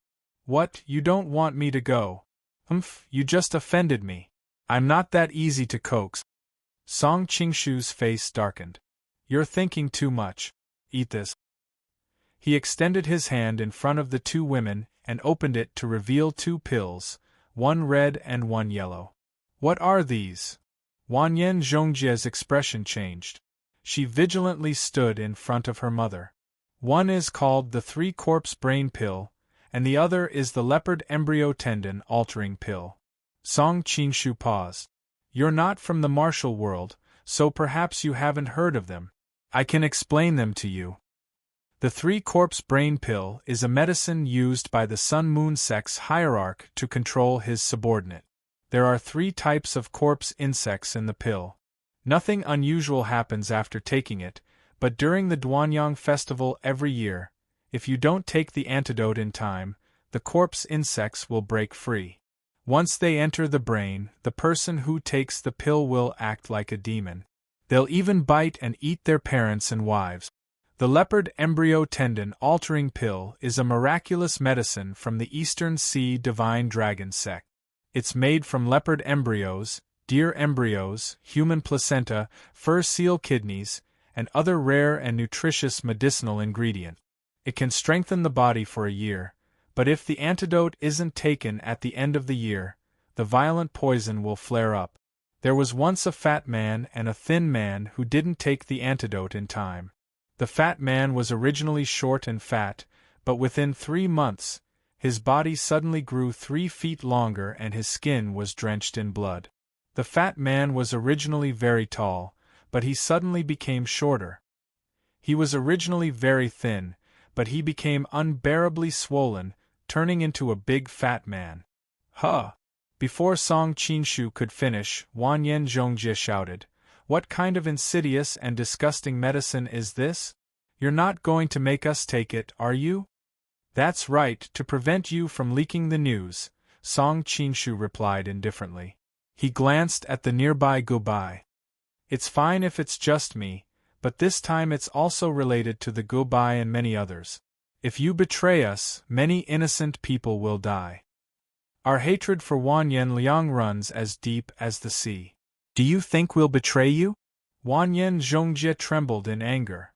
"People will always change. What I need to do is to reduce all the dangers to the lowest possible level." Song Qingshu secretly sighed in his heart. Not long ago, he was also a sunny, optimistic, and virtuous young man. But after all these years, his heart had slowly become cold. In the past, he would definitely have chosen to believe the mother and daughter. But now, to him, a reasonable system and means were more reliable than human nature. Impossible, we will never take this medicine. Wanyan Zhongjie's face was as calm as still water. He quietly took out a short sword from his sleeve. Song Qingshu chuckled. Wanyan Zhongjie felt his vision blur, and then he was shocked to find that both his and his mother's acupuncture points had been sealed.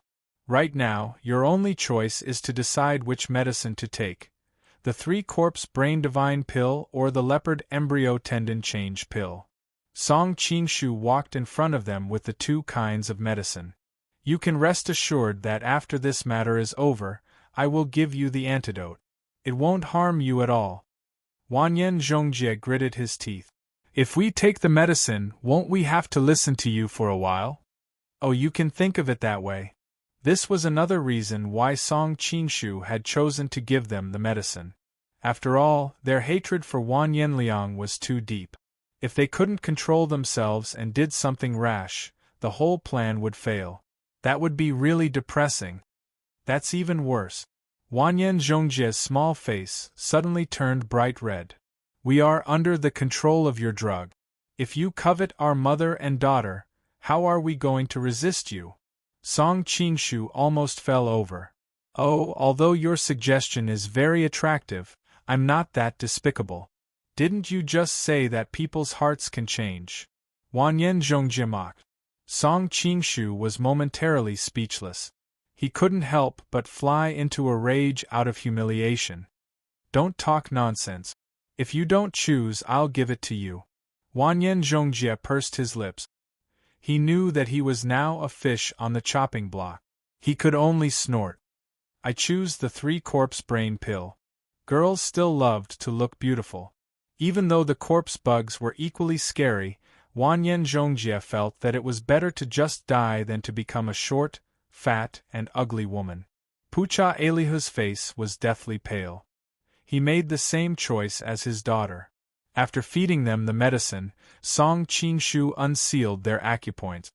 It's not safe in Daxing Prefecture right now. Do you want me to send you back? Forget it. I don't want to be fed any more medicine by you. Wanyan Zhongjie's face was cold. Pucha Elihu also sighed. I thought that young master was a soulmate of Gao Shan and Lu Shui. Who knew that young master was as scary as the rumors say? I was also fooled by his delicate appearance. He's a complete demon. Wanyan Zhongjie snorted. He supported his mother and walked out without looking back. After the 2 women left, Song Qingshu looked at Gubai and sighed. Do you also think that I've gone too far? You're not familiar with them, so there's nothing wrong with being careful. However, I'm curious.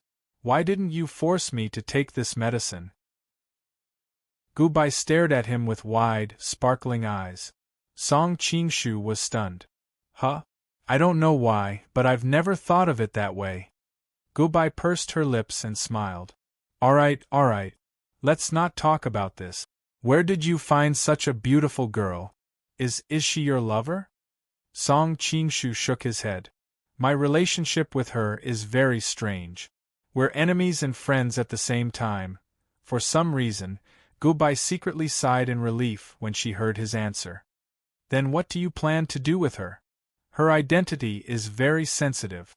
We can't let her come into contact with the outside world for a while. We'll lock her up for a while. Song Qingshu hesitated for a moment before saying, Is there a secret room in the Fu? Yes. Gubai's face suddenly turned red. Did you forget that time when you exchanged with Wanyan Liang, the secret room in my room? Hearing her mention that night, Song Qingshu couldn't help but feel his heart skip a beat. Doesn't Wang Fei taste good? Gubai hadn't thought that she would suddenly say something so out of line. Song Qingshu wrapped his arm around her slender and soft waist. Although she tastes good, she can't compare to you. Seeing the other's face come closer, Gubai's face turned even redder. She murmured, I feel that I'm letting Wu Gula down. If he really blames you, then let him come to me. Song Qingshu liked her shyness before she spoke and her attitude of wanting to reject him. With a groan, Gubai was lifted up by Song Qingshu. Seeing him carry her to the bed, Gubai hurriedly said, Don't, there's someone else on the bed. Chapter 886. Within Prince Su's residence, Wanyan Yongjing looked angrily at his subordinates kneeling on the ground. What the hell are you doing? A living person disappeared into thin air just like that, and you didn't even notice? Your Highness, Miss Zhao likes peace and quiet. She usually doesn't let us near her courtyard, so we reacted a bit slower. The subordinate braced himself and said, You still dare to quibble? Wanyan Yongjing swept the tea set on the table to the ground. Today, those people were in charge of Miss Zhao's safety. Tell them to come see me. Your Highness, not long ago they were all killed by a mysterious person. The subordinate was drenched in cold sweat as he replied. What? Wanyan Yongjing suddenly stood up, his heart in turmoil. Just who is targeting me? Is it the Emperor, the Chongqing Prince, or the Hailing Prince? At this time, in the former Grand Preceptor's residence, Pucha Elihu was looking worriedly at the door. Seeing that his daughter had finally returned, he almost collapsed. On the way back, you said that you had something to do and left with a gloomy expression. I was worried that you would run back to settle the score with Song Qingshu. My good daughter, listen to your mother. That demon is vicious and merciless. We can't afford to offend him. He's vicious and merciless. Wanyan Zhongjie couldn't help but roll his eyes. If he really was vicious and merciless, then I wouldn't have to clean up his mess. Pucha Elihu's face turned red. What nonsense is a girl spouting? What do you mean clean up my mess? That's so unpleasant to hear. Wanyan Zhongjie began to explain. Today, he and I were captured by Prince Su's people and brought to Miss Zhao's courtyard. If we didn't silence them and Prince Su discovered that she was missing, he would definitely come to investigate us. I didn't want to bring trouble upon myself, so I killed all the people who came to capture me during the day. I've always treated him as my idol, but he's such a wishy-washy person. The more Wanyan Zhongjie spoke, the angrier he became. Pucha Elihu frowned. Why are you speaking up for him?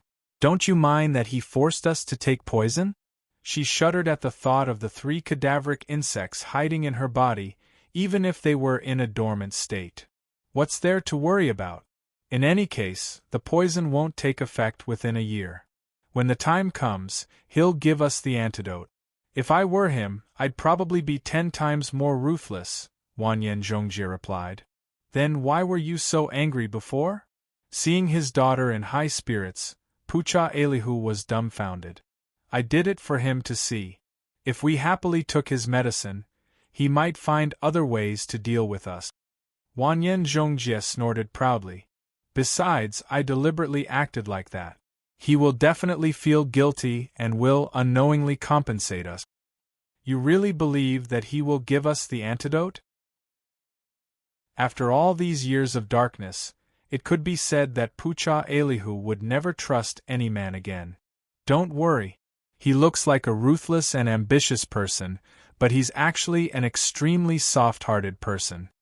After carefully interacting with the various hedonistic sons of the capital these past few years, Wanyan Zhongjie had long since developed the ability to see through men's hearts. When she thought of the sincere smile on Gu Bai's face when she saw him, she was even more certain. When Zhao Min woke up, she found herself lying on a bed. Shocked, she hurriedly checked her clothes. Seeing that they were intact, she couldn't help but let out a long sigh of relief. Only then did she have the opportunity to look around. She discovered that she was probably in a secret underground room. With a cursory glance, she found a possible exit. Her gaze followed the sloping stairs, thinking to herself, I wonder where it leads to. You're awake. A man's voice suddenly came from beside her, causing Zhao Min to jump in fright. She turned around and saw a man sitting in the shadows. The dim light shone on his face, making him look especially frightening. Tang Kuo Bian, it's you. Zhao Min was both shocked and angry. That's right, it's me. Song Qingshu got up and walked over to the bedside. Looking at the woman on the bed, he said, Miss Zhao, you didn't expect the tables to turn so quickly, did you? Zhao Min coldly snorted and ignored him. Instead, she asked, "Is this the Grand Preceptor's residence or the Prince Consort's residence?" She remembered that before she fainted, he and Wanyan Zhongjie had brought her back to the Grand Preceptor's residence. However, there was no sign of that damned girl. She was most likely in the Prince Consort's residence. "It doesn't matter if I tell you. You're in the Prince Consort's residence right now." Song Qingshu pointed up. "Our bedroom is up there." By this time, Zhao Min had already calmed down. "Tell me, how long do you plan on keeping me locked up?" Song Qingshu smiled. "Aren't you afraid that I'll kill you? If you wanted to kill me, you would have done so long ago. Since you haven't, it means that I'm more valuable to you alive than dead," replied Zhao Min calmly. "Miss, you're truly a heroine. Even in this situation, you're still able to remain calm." Song Qingshu praised her from the bottom of his heart. "How long do you plan on keeping me locked up?" Zhao Min ignored him and repeated her question. "Or, what do I have to do for you to let me go?" "Miss, you don't need to worry. I won't harm you. However, I haven't thought of what to do with you yet. I'll let you know when I've thought about it." Song Qingshu was telling the truth. Zhao Min was a hot potato. He couldn't let her go. He knew that Tang Quobian and Wanyan Zhongjie knew martial art. If she were to go out, it would definitely ruin things. However, he couldn't kill her. Given their private relationship, he couldn't bear to do so. After thinking about it, he could only keep her locked up here for the time being. Hearing his answer, Zhao Min seemed to be deep in thought. After a moment of silence, she suddenly asked, "According to the information I received, Tang Quobian shouldn't be as skilled in martial arts as you are. Who are you?" Song Qingshu's heart skipped a beat. However, having experienced Wanyan Zhongjie's interrogation, his expression was much more normal this time. "Everyone has a little secret. I've learned a lot of martial arts. Why would I want to tell everyone about it?" "Is that so?"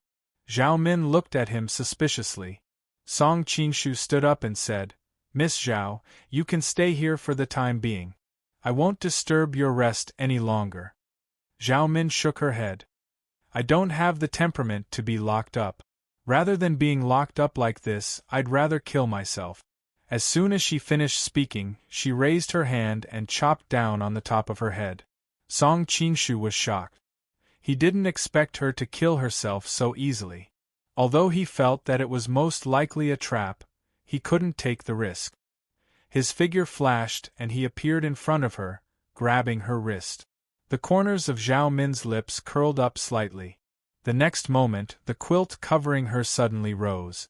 Taking advantage of the fact that Song Qingshu's vision was blocked, she struck several major acupoints on his chest through the quilt. "Miss Zhao, have you forgotten so quickly that you can't restrain me by striking acupoints?" A voice sounded from behind the quilt. Zhao Min's smile immediately froze. Chapter 887. Zhao Min shrank back in fear. She was both embarrassed and angry. "If you dare to be rude to me, I'll tear you into pieces." "Are you trying to scare me?" Song Qing looked at her calmly. "Why wouldn't I dare? Miss Zhao, you have to realize that you're my prisoner now. I can do whatever I want to you, and you have no right to resist." After the initial panic, Zhao Min quickly calmed down. "Tang Quobian, do you know who I am? Oh, don't tell me that you're a fairy from heaven who has come down to the human world to understand the situation of the people." Song Qing knew who she was, but Tang Quobian shouldn't know, so he took the opportunity to play dumb. "I'm Commandery Princess Xiaomin of the Ruyang Prince's Mansion of Mongolia. If you dare to offend me, even your Jin kingdom won't be able to withstand the anger of the great Mongolian Empire, let alone a prince consort like you. If the Mongolian army comes and demands for you, what do you think will happen to you? Oh, by the way, your beautiful wife will be humiliated 10 times or even 100 times more. Is that what you want to see?" Zhao Min changed the topic and said, "Of course, if you let me go, I can pretend that this never happened. I can also use all kinds of resources to help you enter the core power of the Jin Kingdom's imperial court. At that time, it's not impossible for Shang Ling to marry you. What do you think? I'm so scared. Song Qing made the classic expression he had seen on TV in his previous life. He quickly put away his smile and said, "But what you said is based on the premise that the Mongolians know that you're in my hands. Unfortunately, no one knows that you're here now." Zhao Min snorted. "If you don't want people to know, then don't do it. There's no such thing as an impenetrable wall. With our intelligence network, we'll find out the truth sooner or later." Song Qing shook his head. "Although what you said makes sense, it's still not enough to convince me. Think about other reasons, or else I'll start taking off your clothes." As he spoke, he rubbed his hands together with a sinister smile. Even Song Qing admired himself. If he were to put his current expression on the screen in his previous life and play the role of a villain, it might become a childhood trauma for many people. Nanny Rong from My Fair Princess, Feng Yuanjing from Don't Talk to Strangers, Yin Jiping from The Return of the Condor Heroes, everyone gave him a thumbs up. Zhao Min finally panicked. Encountering such an impervious person, she found that her usual intelligence was useless. Don't come over. Scream as much as you want. Even if you scream until your throat breaks, no one will come to save you." Song Qing smiled even more strangely. He stretched out his hand and pulled. With a crisp sound of cloth tearing, more than half of Zhao Min's coat was instantly torn. Zhao Min cried out in surprise. She hurriedly put her hands in front of her chest to block the sudden flash of light. "You bastard! Thank you for the compliment." Song Qing picked up the torn clothes and sniffed it, revealing an intoxicated expression. "Smells good." At the same time, he felt a chill in his heart. He was clearly just trying to scare her.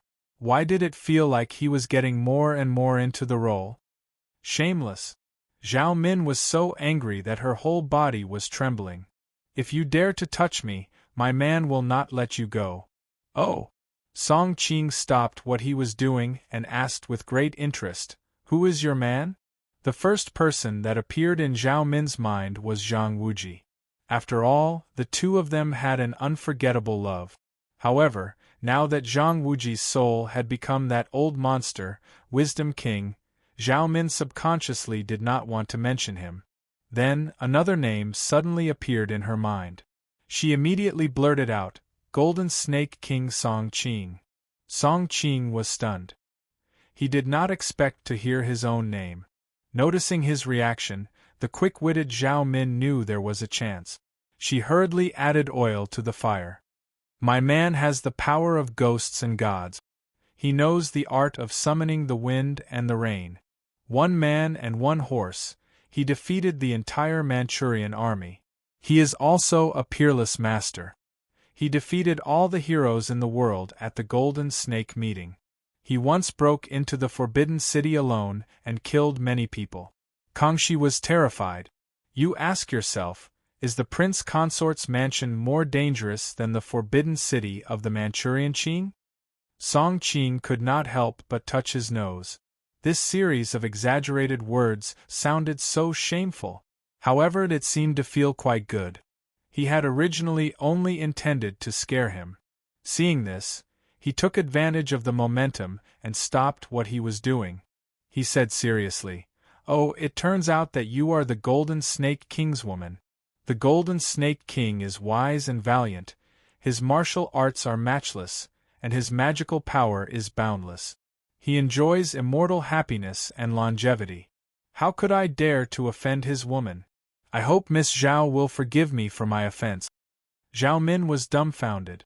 The Mongolian Empire had destroyed countless countries and had hundreds of masters and elite soldiers. How could he be less influential than Song Qing? Ahem. Noticing Zhao Min's sluggish expression, Song Qing knew that he had acted a bit too exaggeratedly just now. He hurriedly changed the topic. "If Miss Zhao is really young Master Song's woman, then of course I wouldn't dare to offend you.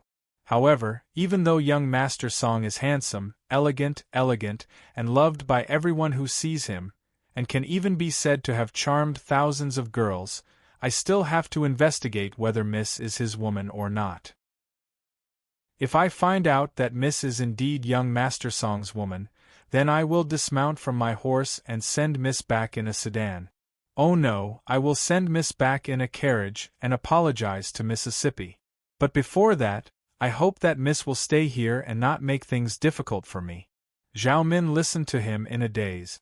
She nodded subconsciously and watched him leave. Song Qing secretly wiped the cold sweat off his forehead. It was not easy for him. He had to make her behave, but at the same time, he could not let her lose hope and harm herself. After thinking for a long time, he could only come up with such a bad idea. At this moment, Zhao Min's mind was in a mess. Song Qing is so smart. If he knows that someone is investigating my relationship with him, he will definitely come to his senses. He will definitely play along with my words and come to save me secretly.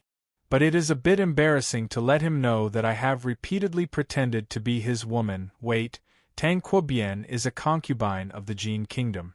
Why would he be so afraid of Song Qing, who has nothing to do with him, and have a way to investigate our relationship? Zhao Min finally came to her senses. She looked back and thought about everything that had happened just now. Her expression suddenly became interesting. She could not help but bite her lips and snort. Song Qing, you bastard! Hearing Song Qing coming out of the secret chamber, she got up in a daze. The quilt slipped quietly, revealing half of her snow-white shoulder. Have you settled Miss Zhao? Yes. Song Qing nodded. Recalling the flustered expression on Zhao Min's face when her clothes were torn, he felt a fire rising in his lower abdomen. He quickly crawled under the quilt, causing Goodbye to cry out in surprise. Chapter 888. Ever since the incident at the laundry yard, the entire Daxing prefecture had become much more somber. Every now and then, there would be guards patrolling the street. In the following days, the court was also very noisy. After a series of officials were promoted and demoted, Song Qingshu decided to enter the palace to talk to Empress Pei Man. The guards in the palace were even more exaggerated. Even with Song Qingshu's lightness skill, he found it difficult to sneak in. In the end, he could only run to the Hall of Taihe with the appearance of Xiao Xingguo and ask to see Empress Pei Man. At this time, the eunuchs and palace maids in the Hall of Taihe were silent. It turned out that Empress Pei Man was furious. However, when she heard that Xiao Xingguo asked to see her, the anger on her face immediately disappeared. She waved at the people in the hall and said, "Quickly let him in. You all can leave first. Is there no need for you to serve here?" Yes. The group of eunuchs and palace maids felt relieved and left with their heads lowered. This Xiao Xingguo is really favored by Her Majesty. When Her Majesty heard that he was here, her face bloomed with smiles. That's right. I don't know what's so good about that little eunuch. Do you think he's Her Majesty's gigolo? Silence. Do you want to die? How dare you say such things? As he passed by these eunuchs and palace maids, Song Qingshu could vaguely hear their private discussions. He couldn't help but laugh. They were right. In a sense, he really was Empress Pei Man's gigolo. As soon as he entered the Hall of Taihe, Empress Pei Man came over with a wisp of fragrant wind. "Young master, you've finally come to see me?" Looking at the mature and beautiful woman in front of him, Song Qingshu secretly sighed. The two of them were only exchanging interests and taking what they needed. There was far from any feelings. However, as the Empress, her noble status still made him feel a sense of achievement in conquering her. Song Qingshu laughed. He took off his mask with one hand and put his other hand around Pei Man's plump and soft waist. He went straight to the seat of honor. Empress Pei Man was slightly startled, but she didn't show any signs of refuting. "What?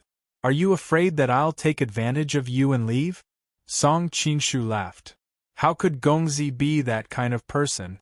Not to mention, Empress Pei Man's fingers caressed his face as she giggled. Not to mention that Gongzi is such a handsome person. Even if he left, I wouldn't lose anything. Nyang Nyang truly knows how to please others. I wonder why His Majesty doesn't like coming to your place. Song Qingshu reached out to pinch her smooth chin as he couldn't help but wonder. I only know how to please a real man. What kind of man is Wanyan Shui? When Empress Pei Man mentioned the emperor, her tone was not very respectful. Why isn't he a man? Song Qingshu had a rough guess in his heart, but he still asked. Empress Pei Man blushed and carefully looked at him. Don't be angry if I say it. Does Nyang Nyang think that I'm such a petty person? Song Qingshu smiled. Empress Pei Man moved closer to his ear and whispered, every time he comes in, he loses it. Does Gongzi think that he's a man? Song Qingshu was stunned. It can't be that tragic, right? No wonder he had heard that the emperor's temperament was eccentric and that he would kill his ministers at the slightest provocation. It turned out that his body's hidden illness had caused him to become a psychopath. Gongzi wouldn't despise me for being a broken flower, would he? Empress Pei Man suddenly asked. Song Qingshu couldn't help but laugh. You are his wife. Why would you care about such a thing? Gongzi is truly open-minded. Empress Pei Man immediately beamed with joy. She picked up a grape from the table and peeled it before feeding it to Song Qingshu. As Song Qingshu ate the grape, he asked, "That's right. After the Song princesses escaped, how did the court react?" Empress Pei Man covered her mouth and laughed. Gongzi must be asking if they were being chased by soldiers? Don't worry. Right now, Wanyan Shui is completely focused on dealing with the Chongqing prince. He doesn't have the time to care about those small fries. With my help, they should have successfully returned to the southern Song dynasty. That's good. Did you just say that Wanyan Shui is dealing with the Chongqing prince? Song Qingshu asked. Yes, Empress Pei Man replied. In the past few days, the emperor has dismissed a series of officials for various reasons, and these officials happen to have one thing in common, which is that they are very close to Chongqing prince. Even Wanyan Tessie, the inspector of the palace, who has always been on good terms with Chongqing prince but is barely neutral, has been dismissed by the emperor for dereliction of duty. Anyone with a discerning eye can see that the emperor is going to take action against Chongqing prince. These days, Chongqing prince is as anxious as an ant on a hot pan. I guess he can't even sleep, haha, I don't think he can even sleep. Song Qingshu frowned. Your Highness, forgive me for speaking bluntly.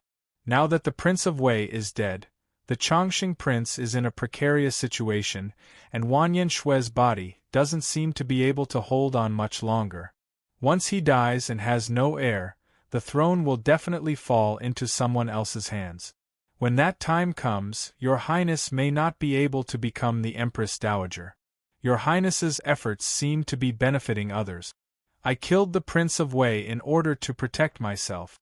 I didn't think too much about it, but now I have an idea. Empress Pei Man smiled charmingly. What idea? Song Qingshu was most worried that she was secretly colluding with Wanyan Liang. Although this woman appeared to be extremely obedient in front of him, she had been the empress for so long. How could she possibly be a spotless white lotus? Song Qingshu didn't dare to completely trust her. Although he hadn't discovered any substantial relationship between the two of them in the past few days, he still didn't dare to lower his guard. Young master just mentioned that I can't become the Empress Dowager. The biggest problem is that the emperor doesn't have an heir. But what if I give birth to a prince? Empress Pei Man's eyes flashed. Song Qingshu was startled. He hurriedly took her hand and began to feel her pulse. After coming to this world, he had been ill for a long time. Although he couldn't be considered a divine physician, he still knew how to feel a person's pulse. Empress Pei Man giggled. It's ticklish. Stop. I'm not pregnant yet. Song Qingshu asked curiously, then why are you so confident? Isn't Wanyan Xian a little impotent? It was no wonder he was cursing. Wan Yen had a harem of 3,000 beauties, but only 2 sons. One died young and the other was killed. Very quickly, Song Qingshu felt a chill run down his spine. He wasn't much better off than Wan Yenshui. He had many intimate relationships with many women, but none of them had gotten pregnant. He didn't have the right to look down on Wan Yenshui. At the very least, Wan Yenshui had produced 2 children. Of course, Song Qingshu had another reason. The main reason was that he came from the future, and these women in history always made him have a kind of ethical worry. Looking at Master Huang Yi's searching for Qin, Xiang Xiaolong lived a life of luxury in Qin, but Master Huang Yi did not dare to let him have a son, so he could only find someone else to adopt his son due to various reasons. Song Qingshu didn't want to have a child so early. Therefore, he refined his energy into qi and only shot blank. However, he practiced the blissful dhyana, a secret technique of Tantric Buddhism. His mastery of yin and yang qi was unparalleled. Therefore, he knew his body's condition very well. He wouldn't be as miserable as Xiang Xiaolong. Empress Pei Man's charming laughter woke him up from his thoughts. I didn't have much confidence in relying on that useless man. But now that I have you, I'm very confident. Song Qingshu's heart skipped a beat. He asked in disbelief, "What do you mean?" Empress Pei Man twisted her body and sat in his arms. She moved closer to his ear and said, "I want to borrow a seed from you. When our son becomes the emperor, will you lend it to me?" Song Qingshu felt his throat go dry. He had to admit that Empress Pei Man's suggestion was very tempting. If he could use this relationship to take control of the Jin kingdom, it would be simpler and more convenient. However, Empress Pei Man might not be so easy to control. Despite the misgivings in his heart, Song Qingshu was no longer the innocent youth of the past. Now, he was only interested in 2 kinds of women. One was a woman he liked, a woman with pure feelings without any utilitarian nature, and the other was a woman who was beneficial to his career. It was obvious that Empress Pei Man was the latter. It could be said that Song Qingshu only hesitated for a few seconds before agreeing to the other party's request. Empress Pei Man giggled. "Since Gongzi has agreed to it, shall we choose a prince now?" "Now?" Song Qingshu glanced at the window, which was incomparably bright. In broad daylight, wasn't she a little too daring? Time waits for no man. Who knows when that dead man will die? We have to get pregnant before he dies. Only then can we make him the crown prince. Empress Pei Man answered. Won't he be suspicious? Song Qingshu frowned. I have my ways. Don't worry. Empress Pei Man giggled. Her white hand reached into his clothes. Song Qingshu swallowed. For the sake of unifying the kingdom, let me sacrifice my chastity. Just like that, the days passed without any shame or impatience. Unknowingly, the birthday of the Jin Emperor, Wan Yenyu, had arrived. Too many things had happened in the capital during this period of time, so the palace decided to hold a birthday banquet for all the officials and their families to wash away the bad luck that had befallen them during this period of time. Early that morning, Song Qingshu entered the palace with Gubai. He saw Prince Chongqing, Wan Yenyuan, pacing back and forth at the gate of the palace and not entering. Because Madame Peach Blossom was still in the underworld, he did not have his family with him this time. He looked a little anxious.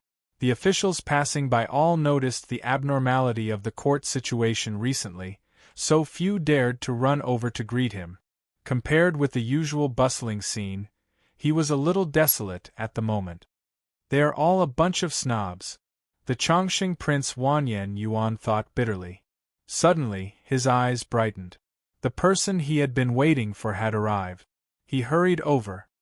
Brother Hailing King! Brother Hailing King! Looking at the somewhat embarrassed man in front of him, Wan Liang revealed a playful smile. Once upon a time, the Chongqing Prince was in the limelight. At most, he would call him King Hailing King. Today, he would call him Brother Hailing King. Did something happen to the Chongqing Prince? Chapter 889. Wanyan Liang looked hesitant. He took a look and stammered. This, Wanyan Yuan panicked. Brother Hailing, with our friendship, are you going to leave me in the lurch? Didn't we agree to work together at the Autumn Fragrance Brothel? Wanyan Liang pulled on his sleeve. Keep your voice down. If the Emperor hears this, I won't be able to bear the consequences. No one will be able to help you then. Brother Wang, I've been at a loss lately. Give me some ideas. Should I go to the banquet today? Wanyan Yuan asked anxiously. Of course you have to go. Today is the Emperor's birthday. If you don't go, you'll be impeached by the imperial censor. The Emperor is worried about not having an excuse. Wanyan Liang hesitated and added in a low voice, although you have to go, you have to be careful. It's best if you don't drink any wine today. What do you mean? Wanyan Yuan was stunned and didn't react. Throughout history, many nobles have been poisoned. Seeing Wanyan Yuan's face turn pale, Wanyan Liang knew it was about time. He quickly added, there are many things that I can't say. Brother, you have to be careful. Although he was panicking, Wanyan Yuan still looked grateful. Thank you, Brother Wang. Looking at Wanyan Yuan staggering back, Wanyan Liang sneered inwardly. My brothers are all good-for-nothings. None of them can compare to me. Tu Danjing saw Wanyan Yuan leave and walked over. Your Highness, what did he say to you? Nothing much. He was just complaining. Wanyan Liang smiled. Tu Danjing said worriedly, recently, the Emperor is obviously going to deal with him. Your Highness, aren't you afraid of getting into trouble by being so close to him? Don't worry. I know what I'm doing, Wanyan Liang said as he held his wife's hand. Unexpectedly, Tu Danjing subconsciously pulled her hand back. Seeing her husband's shocked expression, Tu Danjing hurriedly said, someone is coming. Wanyan Liang turned around and saw Tang Quobian walking over with Gubai. Your Highness, long time no see. Song Qingshu cupped his hands together towards Wanyan Liang. At the same time, he glanced at Tu Danjing. Princess Hailing quickly lowered her head, her expression a bit unnatural. Her fair skin was flushed pink. Brother Tang Qua. After Wanyan Liang returned the greeting, his eyes kept glancing at Gubai. Today, she was wearing a green palace dress. Coupled with her slim and alluring figure, she gave off a feeling of being able to suppress all the other beauties. His wife, Tu Danjing, was also a famous beauty, but when she stood next to Gubai, she was obviously overshadowed. Originally, Wanyan Liang felt that he had suffered a loss when he sacrificed his wife's innocence that night. However, when he saw the incomparably beautiful woman in front of him and thought of the scene of her under him that night, he felt that it was worth it. However, if he knew the truth, that the one who accompanied him that night was just a prostitute, he would probably vomit blood in anger. The two couples chatted as they entered the palace. Although they were talking about serious matters, everyone had their own thoughts. Wanyan Liang was wondering when he could find another opportunity to swap places with Tang Qua and relive that night. But then he remembered that his plan was at a critical juncture, and he was afraid that he didn't have the time, so he hesitated. On the other hand, Tu Danjing seemed a little absent-minded.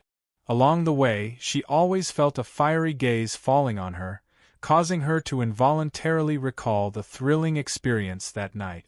If it wasn't for the inappropriate occasion, her legs would have turned to jelly. Gubai smiled, but her heart was cold. Wugula, I will definitely avenge you. When the time comes, I will make sure Wanyan Liang's family is broken. Song Qingshu, on the other hand, was recalling what Wanyan Liang had said to Wanyan Yuan. Although he had been far away, with his cultivation, he could have heard everything clearly if he wanted to eavesdrop. Why would Wanyan Liang be so kind as to remind Wanyan Yuan? Song Qingshu frowned. He felt that something was amiss, but he couldn't figure it out. The banquet was held in the Hall of Benevolence. Eunuchs and palace maids went in and out, preparing everything. The nobles and officials gathered in groups of twos and threes to chat. After Song Qinshu and his entourage entered the hall, Wanyan Liang suddenly said, "Madam, please accompany them for a while. I have something to attend to." Sighs, Tu Danjing stretched out her hand, wanting to hold her husband's hand. Unexpectedly, her husband left right after he finished speaking, not giving her a chance to object. When she thought that she would have to face that man alone, she felt uncomfortable all over. Moreover, because the banquet was held in the palace, the guards of all the ministers were left outside the palace. Tu Danjing felt even more insecure. After Wanyan Liang left, the atmosphere became very strange. Tu Danjing was afraid to see Song Qinshu, but at the same time, she felt sorry for Gubai. If her husband hadn't messed around, Gubai wouldn't have lost her chastity that night. Gubai looked at the princess in front of her with interest. She knew that the princess didn't know that she already knew the truth. Seeing that Tu Danjing pretended to be unconcerned and chatted with her, Gubai felt very happy. "Wugula, did you see that? That bastard Wanyan Liang has been coveting me. I didn't expect that he would bring his wife into this mess. If you can see it from heaven, you must be very happy." The three chatted casually for a while. Gubai stood up and said, "Husband, accompany the princess for a while. I plan to go see some acquaintances in the palace." As a princess, Gubai grew up in the palace. What she said was reasonable. Although Tu Danjing didn't want to be alone with Song Qinshu, she couldn't stop him. She could only watch Gubai leave. Recalling that Gubai winked at him secretly when she left, Song Qinshu smiled bitterly in his heart. Gubai was usually gentle and kind, but when it came to revenge, she was very black-bellied. "Princess, there is still some time before the banquet starts. Why don't we take a walk outside?" Song Qinshu needed to place a chess piece by Wanyan Liang's side. Obviously, Tu Danjing was the most suitable person. It wasn't easy for him to have a chance to be alone with her. How could he not seize this opportunity? Tu Danjing's heart skipped a beat. She subconsciously took a step back and shook her head. No, I have to wait here for His Highness to come back." Song Qinshu didn't care about her refusal. He took her hand and walked out. "His Highness has something to do. How can he come back so soon? Besides, didn't he just say that Princess will accompany me?" Tu Danjing was almost scared out of her wits when he grabbed her hand. She subconsciously looked around. She was embarrassed and anxious. "Let go of me." Song Qinshu smiled and didn't pay attention to her. He continued to pull her out. "If you don't let go, I will call for help." Tu Danjing's heart was in her throat. If someone saw the current situation between the two of them, she would immediately fall into a situation of eternal damnation. "Princess, if you want to call for help, just do it." Song Qinshu held her hand tightly. He didn't have any intention of letting go. Some people nearby seemed to notice the movement and subconsciously turned their heads to look in this direction. Tu Danjing was so anxious that she almost cried. "I promise to go out with you. Let go of me." Song Qinshu smiled and let go of her hand. As soon as she was free, Tu Danjing quickly withdrew her hand. Coincidentally, the people nearby recognized her and greeted her. "Princess hailing, why don't I see His Highness?" Tu Danjing recognized that the other party was an official who was close to her husband. Her heart beat even faster. She secretly took a few breaths to calm herself down. Then, she smiled and replied, "His Highness has gone somewhere else. He will be back in a while." After dealing with the acquaintances along the way, Tu Danjing found that she and Song Qinshu had unknowingly come to a secluded place. At this time, cold sweat had soaked her underwear. When the cold wind blew, she felt very uncomfortable. "Princess's acting is very good." Song Qinshu looked at her with a faint smile. Tu Danjing ignored his sarcastic remarks and hurriedly said, "Didn't I say that after that night we have nothing to do with each other? Why are you still pestering me?" Song Qinshu shrugged disapprovingly. "That is just your wishful thinking. When did I agree? Then why did you pull me out at this time?" Tu Danjing said as she looked around, afraid that some eunuch or palace maid would pass by and see the two of them. She knew that the people in the palace were talkative. Even if nothing happened, they would be spread out. Moreover, the two of them had an unclear relationship. What do I want to do? A strange smile appeared on the corner of Song Qingshu's mouth. He took a step forward and hugged her slender waist. He pulled her into his arms and whispered in her ear, "At that time, I wanted to f*ck princess." Tu Danjing was instantly dumbfounded. She never thought that the other party would be so direct. She was usually high and mighty, and no man dared to be rude to her. However, she did not know why, when she heard such crude and vulgar words, she actually felt an inexplicable sense of excitement. "Are you crazy?" In the end, reason prevailed.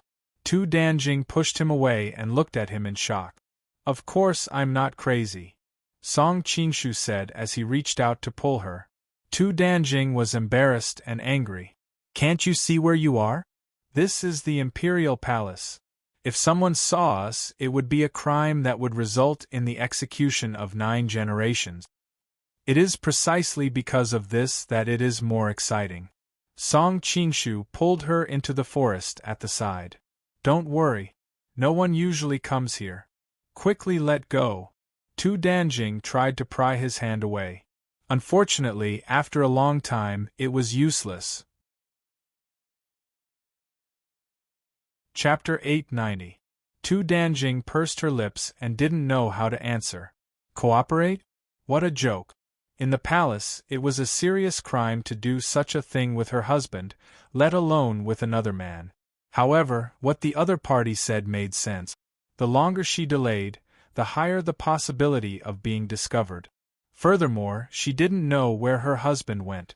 If he didn't see her calling the palace maids and eunuchs to look for him, it would be even worse. While she was hesitating, Song Qingshu had already pulled her to the back of the small forest. Looking at the row of cabins in front of her, she was stunned. This is the imperial toilet, specially for the use of the emperor and his concubines. Other than the eunuchs who clean it, no other eunuchs or palace maids will come here. In addition, there is a banquet in the palace today. The emperor and his concubines won't come here. You can rest assured now, right? Song Qingshu had stayed in the palace for so long and was already familiar with these places. But Tu Danjing's mouth opened slightly. She was curious why this person was so familiar with the palace. No buts. Song Qingshu pulled her hand and led her into a cubicle. Although this was a toilet because it was for the use of the emperor, it was very clean. Not only was there no smell, but there was also expensive incense. In terms of cleanliness and comfort, it was even better than the toilets of the stars in her previous life. Song Qingshu closed the door casually and looked at the woman in front of him with great interest. Tu Danjing's face turned red and white. In the end, she sighed and gently untied her belt. She bit her lip and whispered, "Hurry up, princess, how can I dare to disobey?" Song Qingshu laughed even more happily. After some time, Tu Danjing pushed away the man on top of her with a red face. She tidied up her clothes and was about to open the door to leave when she was pulled back by Song Qingshu. She frowned and was about to get angry, but she heard him whisper, "Be quiet. Someone is coming." Tu Danjing hurriedly covered her mouth, and her heart suddenly jumped to her throat. She pressed her ear against the door and listened. Not long after, heavy footsteps came from outside. "King hailing, there are too many eyes in other places, so I brought you here to take a look. The words spoken here will come from my mouth and enter your ears. I do not wish for a third person to know." A slightly feminine voice sounded out. Song Qingshu recognized it to be Emperor Wanyan Shui's voice. Tu Danjing, on the other hand, felt weak all over. The remaining flush on her face quickly faded and was replaced by an endless paleness. This was because she had also recognized the voice of the emperor. What was even more frightening was that it seemed that her husband was also outside. As expected, Wanyan Liang's voice quickly rang out, as the saying goes, "A subject who does not keep secrets will lose his chastity."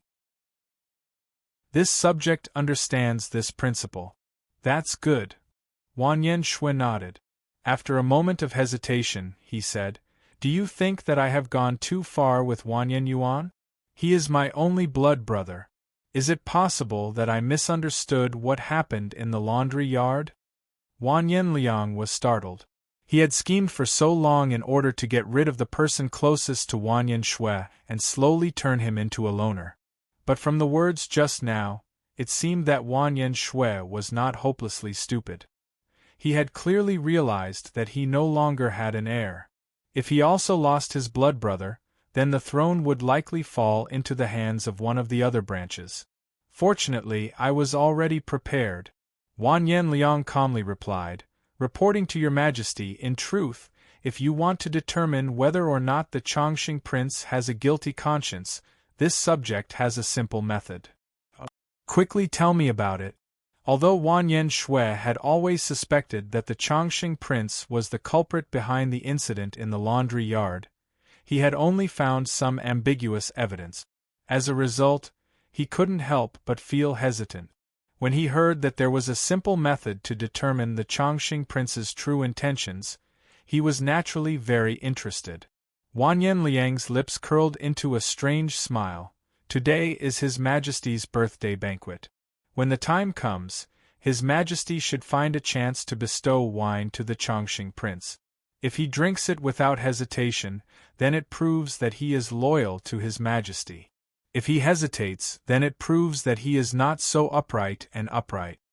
Wanyan Shui clapped his hands in praise. Wonderful, truly wonderful.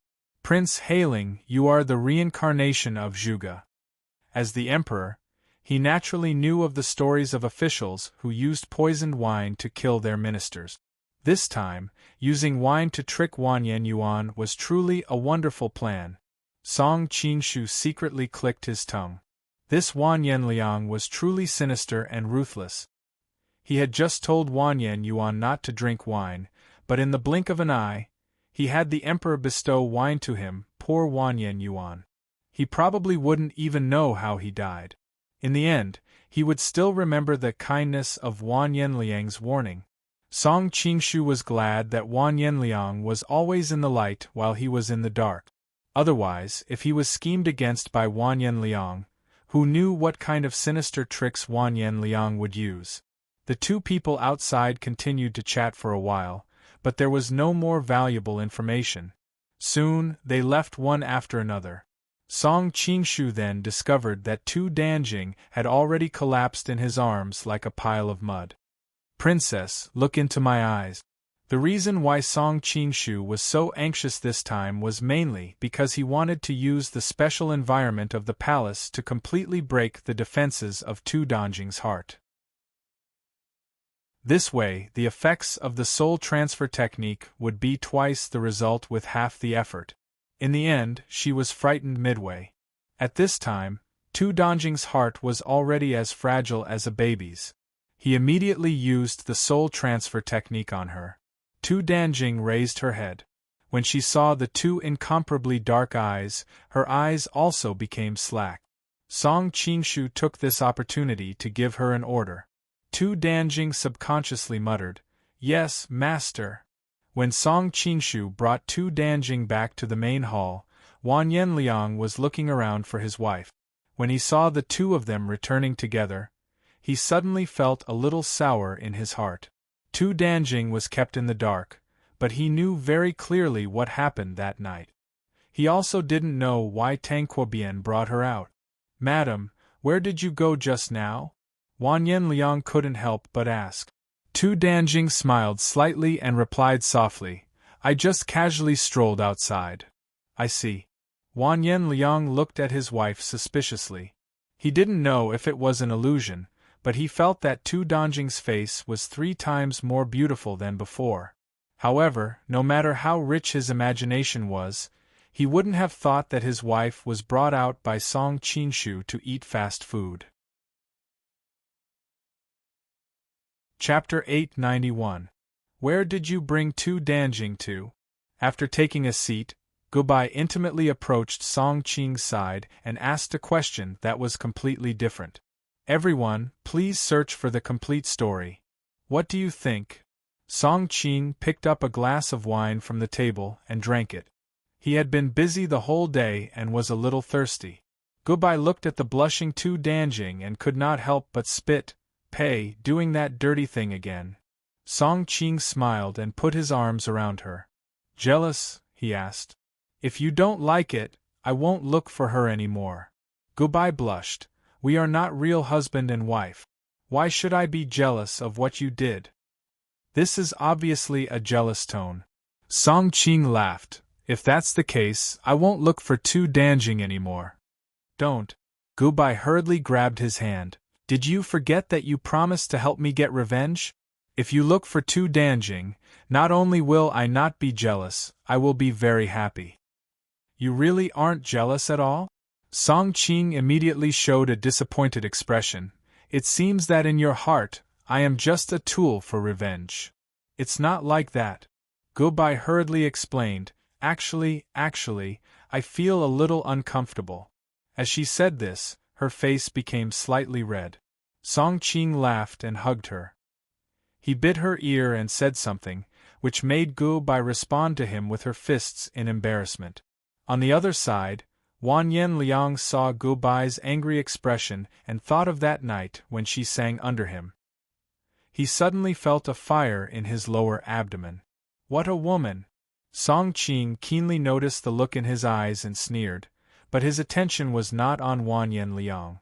Instead, he was looking for Prince Su Wanyan Yong in the crowd. With the help of Gubai beside him, he finally found the legendary Su King. He was talking and laughing with a group of companions. He was handsome and had a scholarly air about him. He was an extremely charming man. Song Qing secretly nodded. This person's eyes were reserved, and he had a strange calm temperament. No wonder Zhao Min would bet her life on him. At this time, Wanyan Yong appeared to be very cheerful, but Song Qing keenly sensed a trace of worry between his brows. It seemed that Zhao Min's mysterious disappearance had indeed made him suspicious. Song Qing's gaze shifted to Wanyan Zhongjie, who was on the other side. Wanyan Zhongjie was also quietly sizing him up. Noticing his gaze, the little girl fiercely glared back at him. Song Qing thought about the message that Wanyan Zhongjie had sent him not long ago, telling him that he had already dealt with the kidnappers. He couldn't help but sigh. Although he was slowly adapting to this world, he was still far from being ruthless. Song Qing's gaze continued to move. The entire hall was filled with familiar faces. The Commander-in-Chief, the Minister Wanyan Zongxian, the Left Prime Minister Wanyan Zongmin, and the Right Prime Minister Wanyan Zongban. He had already seen them at Puchachiucao's coming-of-age ceremony. Puchachiucao was also here today. She was at her father's side, looking shyly at the nearby Yang Guo. Unfortunately, Yang Guo perfectly portrayed the cold and arrogant character of a tyrannical president. From beginning to end, he didn't even glance at her, only drinking his wine in a melancholy manner. Song Qing bitterly smiled and shook his head. This brat was able to flirt with women wherever he went. Although he looked unruly on the surface, he was actually a great lover. His love for Xiaolong Nu was unwavering. Not long after, Wanyan Yong came out from the back and the birthday banquet officially began. All the officials stood up to offer their blessings to the emperor. After going through a series of complicated ceremonies, they could finally sit down and enjoy the beautiful palace maids singing and dancing while drinking wine. Today's banquet was quite useful. During this period of time, the imperial court had always been shrouded in a layer of terrifying tension. Looking around, although everyone's expressions were still somewhat grave, there was a hint of a smile on their faces. Soon, the song ended. Wanyan Yong waved his hand, indicating for the maids to withdraw for the time being. He cleared his throat and said, "Taking advantage of this occasion, I have a joyous matter to announce." Hearing his words, everyone raised their heads to look at him. Even Song Qing was filled with curiosity. The Jin Kingdom was currently suffering from internal and external troubles. Wan Yong's situation was even more precarious. What joyous matter could he possibly have? Wan Yong swept his gaze across the crowd and his gaze fell on Yang Guo. When the king of Zhao was a guest at the Pucha family's residence, news came from his residence that his wife was pregnant.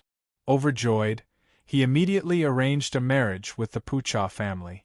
Unfortunately, the king of Zhao's heir later died in a foreign land and his wife and son were also missing. From then on, the king of Zhao was unable to recover and soon passed away due to his illness.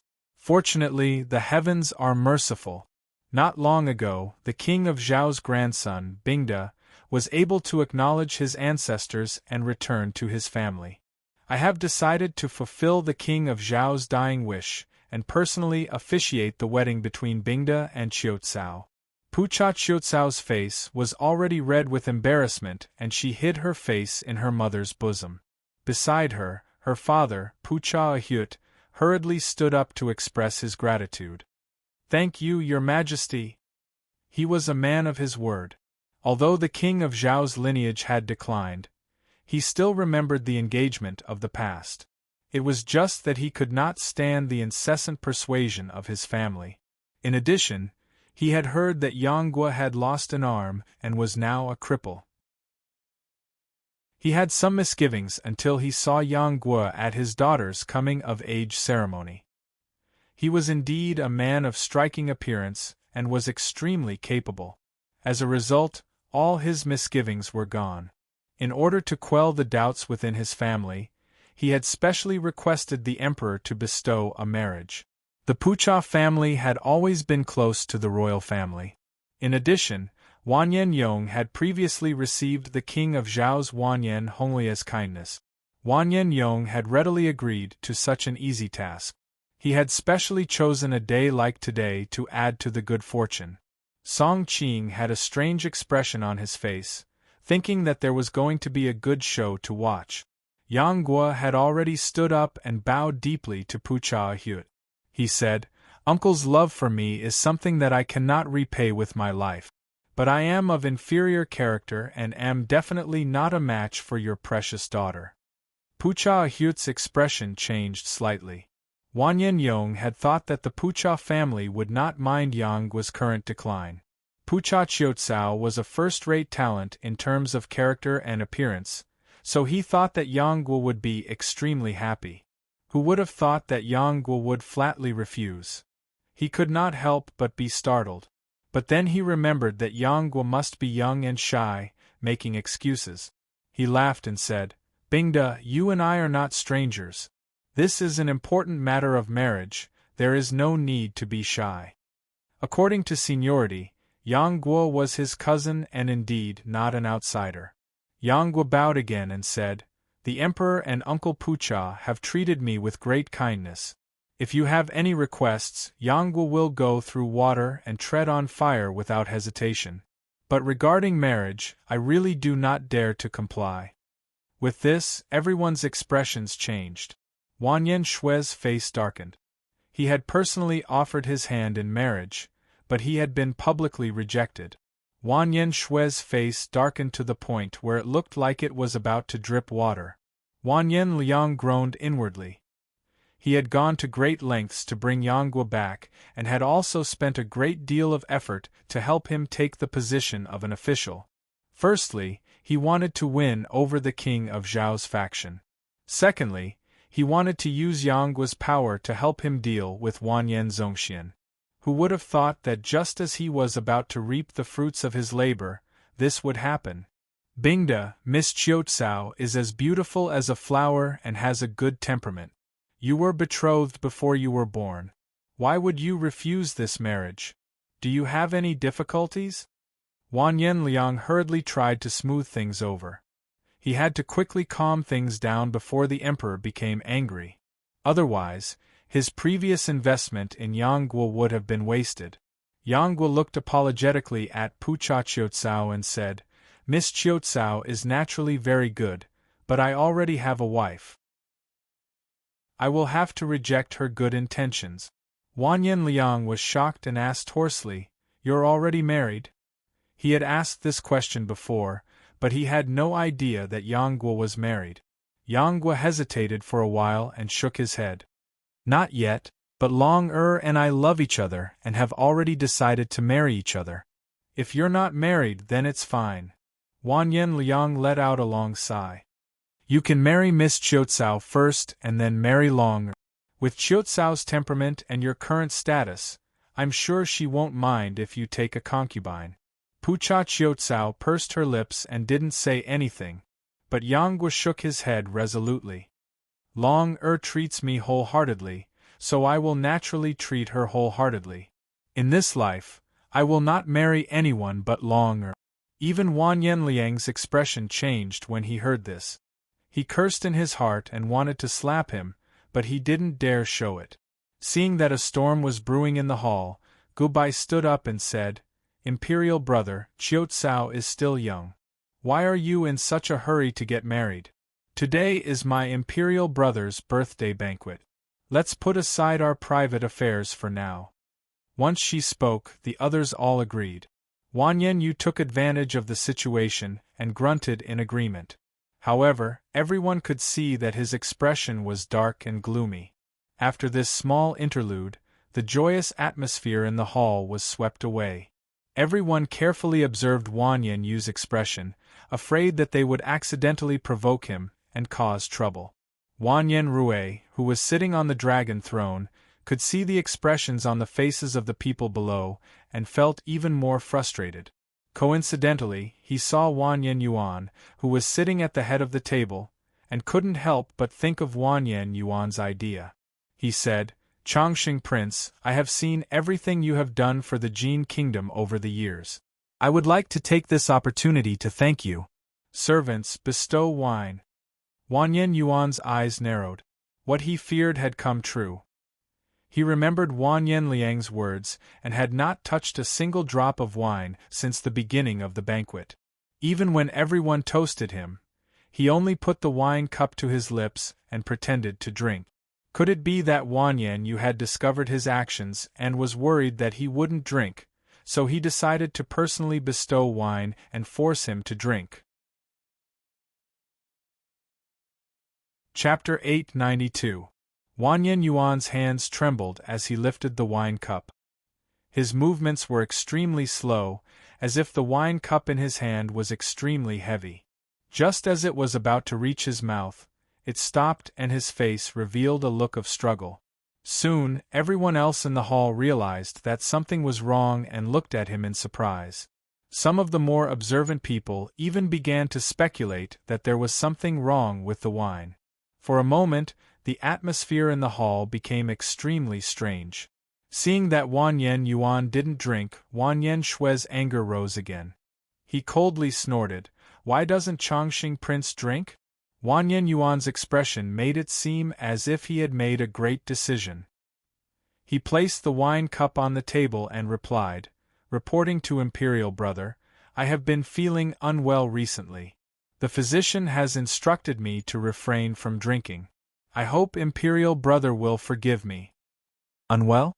Wanyan Shui coldly laughed. Someone, summon the Imperial physician to examine Chongqing Prince.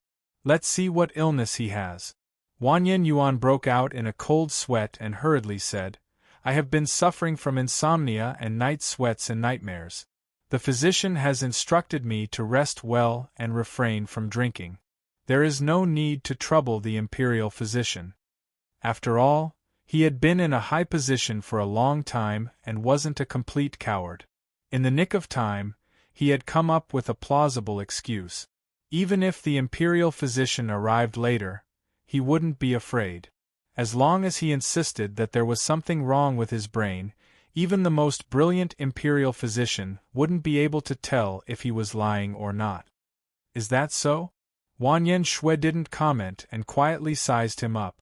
Just as the officials were beginning to worry that he would fly into a rage, he smiled and said, Since Chongqing Prince is unwell, we won't urge you to drink. Many thanks, Imperial Brother. Wanyan Yuan hurriedly thanked him, but his heart was cold.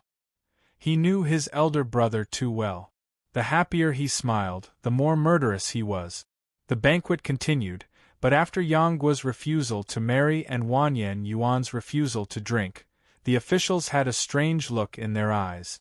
After staying for a while longer, Wanyan Yuan knew that it was too dangerous to stay any longer.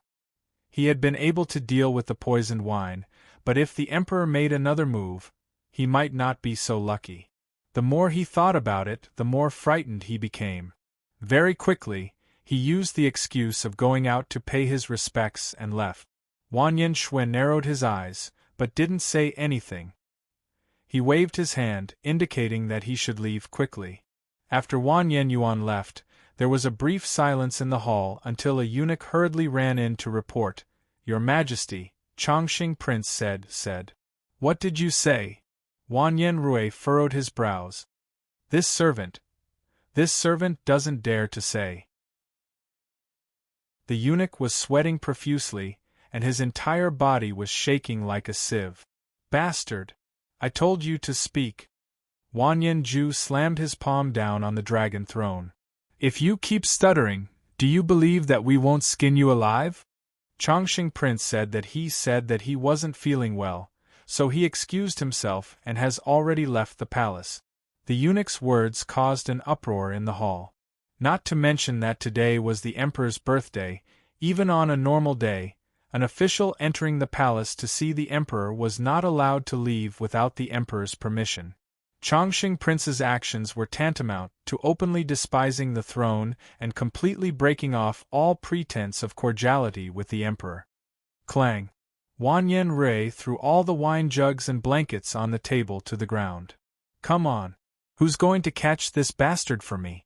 All the officials in the hall looked at each other in dismay. They all knew that the battle between the emperor and Chongqing Prince had reached a climax. Although it seemed that the emperor had the upper hand, Chongqing Prince was also quite powerful. Until the last moment, who knew who would emerge victorious? Those who could sit in the hall were all wily old foxes. The reason why they didn't dare to express their opinions was that they were worried that Chongqing Prince would make a comeback, but more importantly, this was a matter between Chongqing Prince and Chongqing Prince. Who knew if the emperor would suddenly make peace between the two brothers? Those who had expressed their opinions in advance were immediately met with tragedy. In history, many people had worked for the emperor, only to be betrayed by him. Such things happened one after another, and none of these wily old foxes were willing to take this risk. "If no one is going, do you want me to go myself?" Not receiving a response for a long time, Wanyan Rui suddenly became angry. "I'm willing to go." Yang Guo suddenly stood up. Song Qingshu was secretly shocked. Since when did Yang Guo become so enthusiastic about the Jin Kingdom's court battles? Wanyan Rui's anger turned to joy. "I've heard that Bind is highly skilled in martial arts, so this task is most suitable for you. Take 50 guards and invite Chongqing Prince back. If he objects on the way, I allow you to use force." "Okay," Yang Guo coolly said, then turned and walked out. Then everyone in the palace started whispering to each other. They were all discussing whether Yang Guo's actions meant that the king of Zhao's faction had completely broken off from the Chongqing king. But Song Qingshu could tell from the expressions of the officials in the king of Zhao's faction that they were also kept in the dark. The banquet continued, but no one was interested in watching the dancing palace maids. Everyone's eyes unconsciously drifted in the direction of the entrance of the hall. Song Qingshu inwardly shook his head. With so many things happening and the current strange atmosphere, it was better to end the banquet early. Staying here was simply too torturous. Soon, the sound of hurried footsteps could be heard from the entrance of the hall. All the officials turned to look, only to find that only the leader of the guards who had followed Yang Guo had returned. Everyone couldn't help but reveal a puzzled expression. Wanyan Rui frowned. "Where's Chongqing Prince? Where's Bingde?" "Your Imperial Majesty, Lord Bingde, he." The guard wiped the cold sweat from his forehead, as if thinking of how to phrase his words. The moment Lord Bingde left the palace, he used his lightness kung fu and disappeared without a trace. We chased after him with all our might, but we couldn't find a trace of him. Wanyan Rue was so angry that he laughed. Good, very good. My two brothers are doing very well. He didn't wait for anyone to react. With a flick of his sleeve, he turned and left. Song Qingshu couldn't help but laugh. Yangguo was really capable of doing something like this. Being forced to marry by the emperor, he decided to simply leave. He really had a character. Not far away, a clattering sound could be heard. It turned out that Pucha Qiucao couldn't hold the cup in her hand and it fell to the ground. However, at this time, no one had the time to pay attention to her. Everyone was gathered in groups of 2s and 3s, whispering to each other. They all felt a storm brewing. Just like that, the banquet ended on bad terms and everyone left the palace. This time, Imperial Brother is really angry. I don't know why second brother is in such a bad relationship with him. After returning home, Gubai said worriedly. Although she and Wanyan Yuan didn't share the same mother, they were still brother and sister. Naturally, she didn't want to see her siblings kill each other. Chapter 893. Ever since he had rescued Song Yuanxiao and the princesses of the laundry yard, Song Qingshu rarely stayed in the palace. Thus, he had specially established a secret channel for the two of them to exchange information. Having seen so many spy movies in his previous life, he naturally knew the necessity of a single line. Thus, although Empress Pei Man had secretly sent people to investigate him several times, they still hadn't found out his outside identity. However, this didn't prevent her from spreading information. Seeing his strange expression, Gubai couldn't help but ask, "What happened?" "It's nothing. I need to go out for a while." "You rest early," Song Qingshu replied as he stood up. The palace had undergone great changes, and he didn't know what had happened for Empress Pei Man to lie like this. Seeing that he wasn't telling the truth, Gubai's expression couldn't help but darken. The two of them were living like a real husband and wife, but in the end, they weren't real husband and wife. "Okay, be careful." Song Qingshu nodded and hurried to the palace. He was now very familiar with the palace and quickly made his way to Taiha Hall. Empress Pei Man had already dismissed the eunuchs and palace maids. Seeing him appear, she couldn't help but reveal a happy expression. "What happened?" Song Qingshu hurriedly asked. "That slut Tao Yao entered the palace." Empress Pei Man gnashed her teeth. "Tao Yao?" Song Qingshu couldn't react for a moment. "It's Chongqing Wangfei, also known as the Peach Blossom Lady." Afraid that Song Qingshu didn't know who she was, Empress Pei Man hurriedly explained. "It's her." Song Qingshu's heart trembled. Although he had never seen this person before, he had heard of her name from many people. He knew that she was a stunning beauty whose beauty was not inferior to Gubai's. At the same time, she was also the object of Wanyan Shui's affection when he was young. "Didn't you say that she has been staying in Chongqing Wangfei's fief?" Song Qingshu asked in confusion. "Humph, I'm afraid that Chongqing Wangfei's situation has been difficult recently, so she went to the capital as soon as she heard the news. It just so happened that Chongqing Wangfei's escape during the day angered His Majesty, so she specifically entered the palace to beg for forgiveness," Empress Pei Man explained. Song Qingshu couldn't help laughing. "Is this the great change in the palace you were talking about? That slut clearly knows that His Majesty once admired her. In the end of all the bad times, she chose to enter the palace at night. Is there even a need to guess her dirty thoughts?" Empress Pei Man angrily said. Song Qingshu looked thoughtfully at her. It seems that Nyang Yang still loves Emperor deeply. Empress Pei Man was speechless. After a long time, she faintly sighed. "We have been husband and wife for many years. How could we not have any feelings for each other? However, my heart is still thinking about young master a little more." Song Qingshu smiled faintly. It was fine to just listen to these words. He was not so naive as to believe it to be true. "Nyang Nyang is in such a hurry to summon me to the palace. It can't be just to complain to me." Empress Pei Man nodded. I want young master to eliminate that bitch. Song Qingshu's brows furrowed. Right now, she is with the emperor. This action is too dangerous. I cannot think of a reason to do this.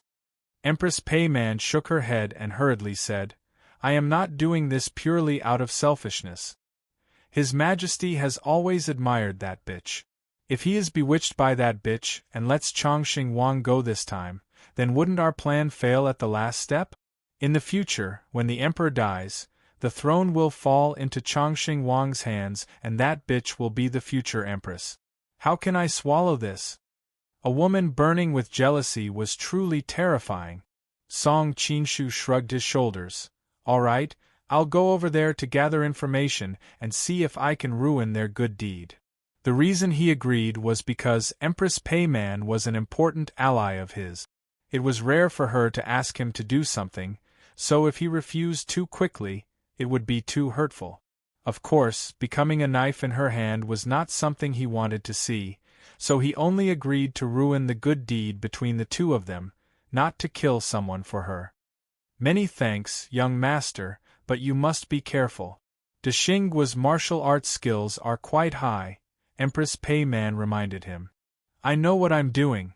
As soon as Song Qingshu finished speaking, his figure disappeared into the night sky. Under the cover of the night, Song Qingshu quickly found his way to the Hall of Benevolence. Fortunately, Wanyan Shui had not yet returned to his palace, so although the defenses were tight, they were not impregnable. In addition, Deshingguo, who had the highest martial arts skills, was not present.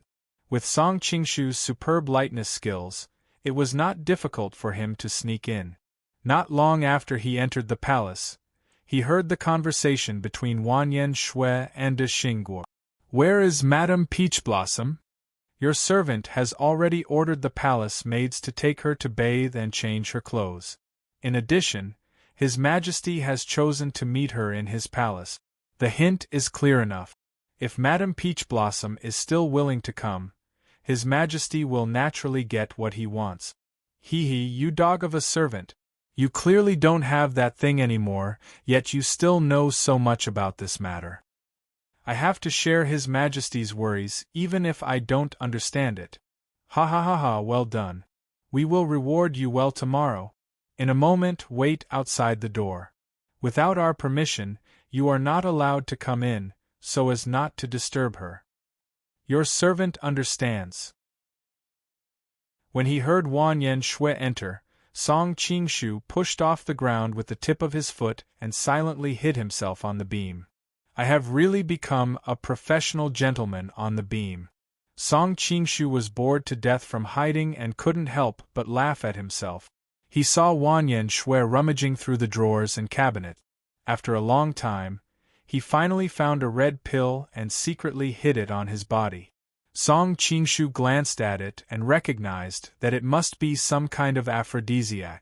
He couldn't help but feel a natural sense of superiority as a man. Wanyan Shui was really a failure. He was clearly the emperor, but even though he had 3 palaces and 6 courtyards, he was powerless. He was about to face a peerless beauty, but he didn't have any confidence. Instead, he needed the help of medicine. It was enough for a man to be like this. As Song Qingshu's imagination ran wild, Deshing's voice suddenly came from outside the door. Madame Peachblossom, His Majesty has been waiting for a long time. A soft hum sounded. Not to mention Wanyan Shui, even Song Qingshu's body went limp. This woman knows the art of seduction. Song Qingshu's heart trembled and he hurriedly became 120% vigilant. As the woman walked leisurely, a clear and melodious sound rang out. Song Qingshu looked down curiously and couldn't help but tremble. A beautiful woman with creamy skin, almond-shaped eyes, and peach cheeks appeared in the hall. She was truly radiant and beautiful. She was dressed in a purple palace dress.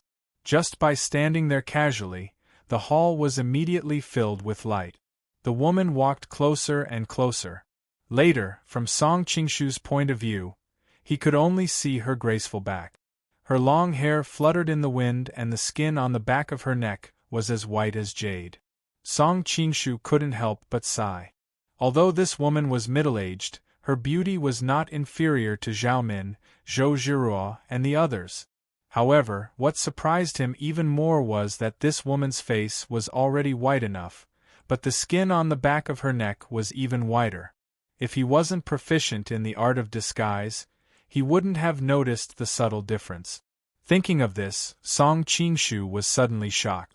Could it be that this Madame Peach Blossom had also changed her appearance? Everyone can guess who this Madame Peach Blossom was. If you guessed wrong. Chapter 894. Madame Peach Blossom leisurely walked in front of Wan Yanrui and raised her skirt to bow. Tao Yao greets your majesty. Please rise. Wan Yanrui quickly reached out to help her up. There is no need to be so distant between us back then. The etiquette between a ruler and an official cannot be ignored. Now that you are the emperor, of course Tao Yao cannot be as impudent as before. Madame Peach Blossom discreetly shrunk back, causing Wan Yanrui's hands to miss. Song Qingshu's eyes narrowed. The discreet dodging just now was a very high level of martial arts. This Madame Peach Blossom was becoming more and more mysterious. Wan Yanrui sighed. We still hope that you can be like you were back then, smiling when you like it and scolding us if you don't. Madame Peach Blossom smiled slightly and quietly listened to him reminisce without interrupting. Wan Yanrui muttered for a while, and seeing that she had no intention of continuing, he couldn't help but feel bored. He ended his reminiscence and asked, I have a question that I have never understood and never had the chance to ask you before. Today I want to ask you clearly. What question does your majesty have to ask? Madame Peach Blossom replied. The beauty in front of him was so beautiful that Wan Yan felt as if he had returned to the time when he first saw her. Back then, I was about to ascend to the throne, so why did you choose Wan Yan Yuan? Peach Blossom Lady's eyelids drooped and she lightly replied. This concubine prefers a wholehearted love and hopes that my husband can treat me wholeheartedly. Your Majesty already has 3 palaces and 6 courtyards, there is no need to bring up old matters. Wan Yanrui hurriedly replied, If I had you, why would I need 3 palaces and 6 courtyards? Song Qingshu, who was hiding on the beam, heard this and felt goosebumps rise all over his body. Wan Yanrui was really a coward. Now that you are the emperor, you can have any woman you want, so why waste those things? It was the dead of night and a man and a woman were alone. Why didn't you act in a Japanese literary film, and instead acted in a bashful Korean drama? Your Majesty, please be careful with your words. I am now Chongqing Wangfei. Song Qingshu heard that Madame Peach Blossom's voice was neither sad nor happy. There was no trace of fear in her voice at all. If she wasn't resigned to her fate, then she had enough confidence. So what? Perhaps he had heard Song Qingshu's heartfelt words. Wan Yanrui finally regained the domineering aura of an emperor. You still have to come here today to beg me. Madame Peach Blossom took a deep breath and bowed to him. Prince Chongqing offended your majesty today, but he did not mean to look down on the might of heaven. I hope that your majesty can forgive him and let him go this time. Wan Yanshi sneered and sat down on a chair. He looked at the beautiful woman in front of him and said, The Chongqing prince left the banquet in front of everyone today. If I don't punish him, won't I be violating the laws of the court? Hearing his businesslike tone, Madame Peach Blossom sighed. After all, Chongqing King is His Majesty's younger brother. Then does he treat me as his own brother? Wan Yanshui slammed his hand heavily on the table. The Prince of Wei died for no apparent reason, and something strange happened in the laundry yard. All these years, he's secretly befriended high-ranking officials and even extended his claws into our imperial guards. Don't tell me you don't know what he's planning. Madame Peach Blossom hurriedly explained, The matter with the Prince of Wei and the laundry yard has nothing to do with our prince.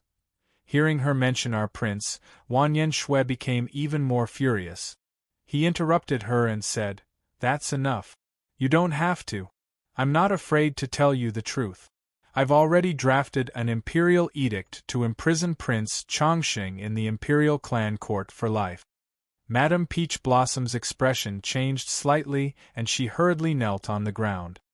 Your Majesty, please take back your order. You want me to take back my order? Wanyan Shui's expression suddenly became somewhat strange. Why should I listen to you? Madame Peach Blossom bit her lips and hesitated for a moment before saying, As long as your Majesty can let Prince Chongqing go, I'll do anything. Song Qingshu, who was sitting on the beam, was originally drowsy from listening to the conversation. Now, he immediately became alert. He opened his eyes wide and looked down. The main show was finally starting. Anything? Wanyan Shui sat up straight and his expression became ambiguous. You can do anything. Madame Peach Blossom's body trembled slightly as if she was struggling internally. Song Qingshu was immediately confused. Had he guessed wrong? Otherwise, her acting skills were too good. She vividly portrayed a woman walking between morality and shame. You should know what I want. Wanyan Shui slowly walked towards her. This concubine knows. Madame Peach Blossom pursed her lips. Just now, when the people from the palace brought this concubine to bathe and change, this concubine understood. But you still came. Wanyan Shui stood in front of her and looked down at the woman of his dreams. Thinking that she was already within his reach, his body under the dragon robe trembled with excitement. Because this is the only way to save my prince. Madame Peach Blossom knelt on the ground with her head lowered. It was impossible to see her expression. Raise your head, Wanyan Shui ordered. When Madame Peach Blossom raised her head, he couldn't help but sigh. There was actually such a beautiful woman in this world. Compared to her, the concubines in his harem were completely ordinary. Wanyan Shui supported her shoulders and helped her up. Looking at her smooth, jade-like face, he couldn't help but tremble as he stretched out his hand to hook her chin. Back then, when you married Chongqing Wang, I swore to myself that I would obtain you in this life. Today, I have finally gotten my wish. Femme fatale, Wanyan Yuan was also implicated by me. Madame Peach Blossom faintly sighed. A woman of the highest quality like you should be enjoyed by the strongest man in the world. He doesn't have enough strength, yet he wants to have you. This is him courting death. Wanyan Shui said coldly, Tonight, serve me well. If I am satisfied, I will let him go for now. Song Qingshu, who was on the beam, secretly gave a thumbs up. This was the domineering aura an emperor should have, but the following scene was probably not suitable for children. Should he watch from the side, or should he go down and knock him out and replace him? Song Qingshu's mind couldn't help but let his imagination run wild. However, it was just a thought. According to his previous speculation, something must have happened next, so he focused 120% of his attention to observe the situation below. Wanyan Shui felt his throat go dry, and subconsciously swallowed his saliva. His hand slowly reached towards the clothes of the beauty in front of him, and before he even touched it, his mind was already imagining how alluring her body would be under this thin dress. Chapter 895.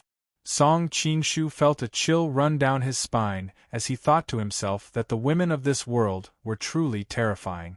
Before, there was Tang Sire and now there was Madame Peach Blossom. There was actually a trap hidden in her alluring red lips.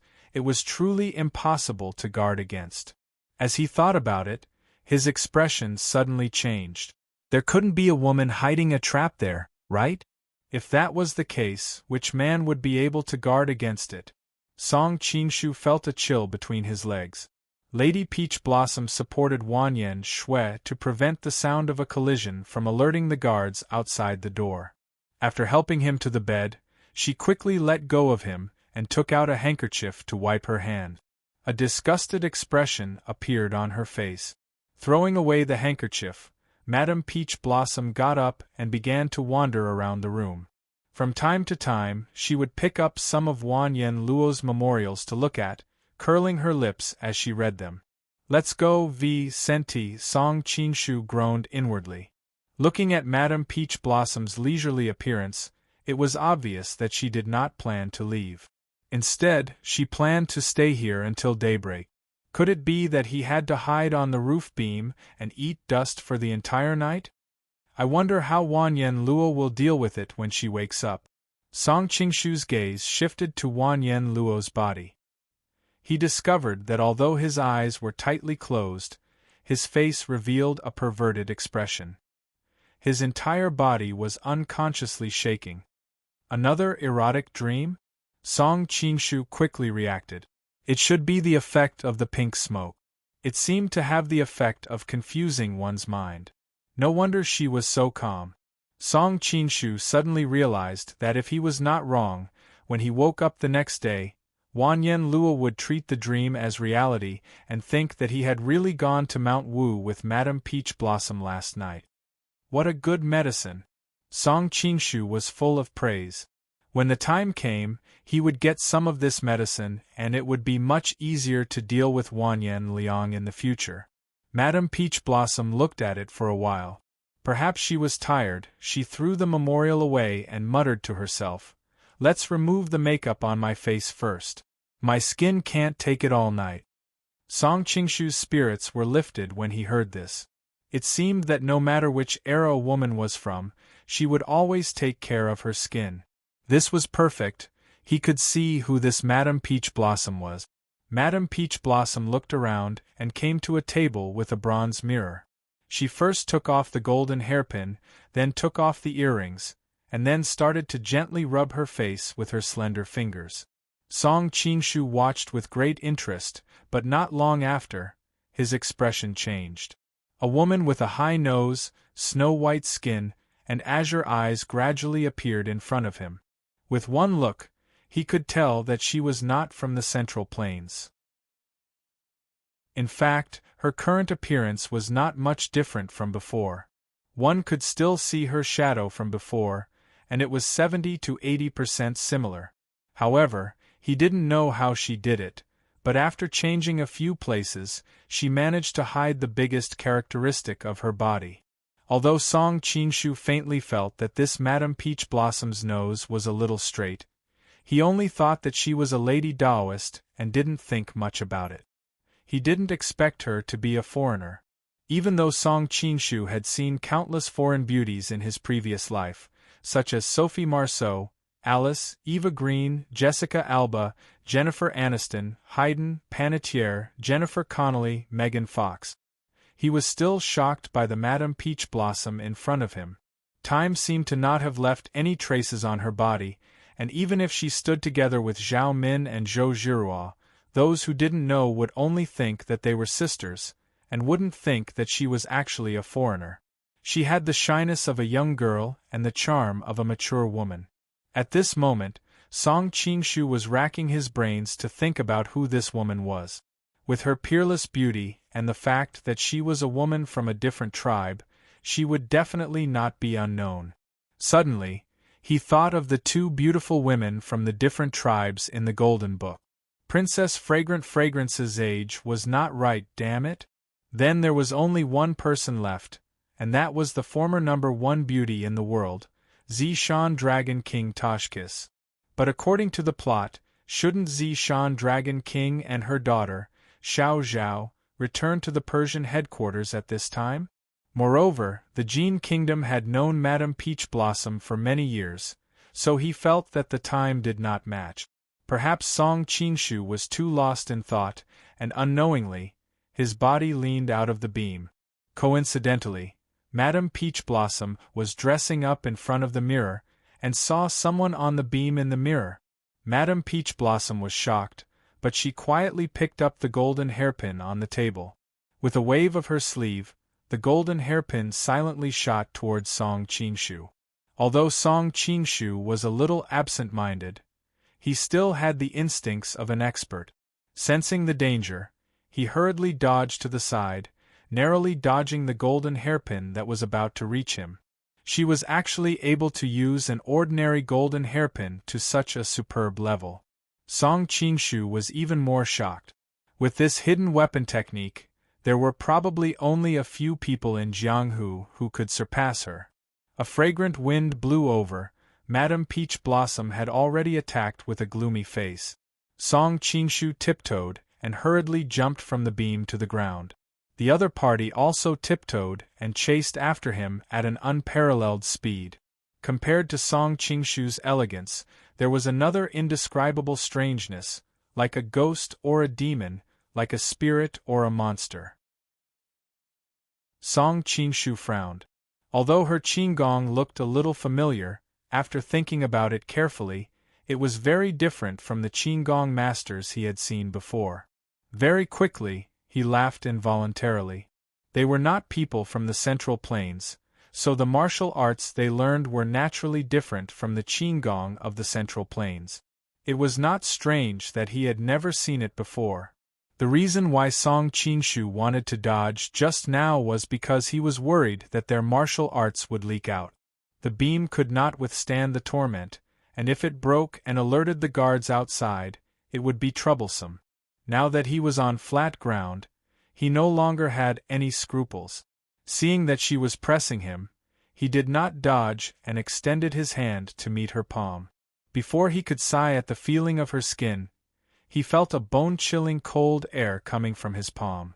Very quickly, it spread from his hands to his chest. This cold air was completely different from the Xianming God Palm, but it was still something that an inner force expert could not guard against.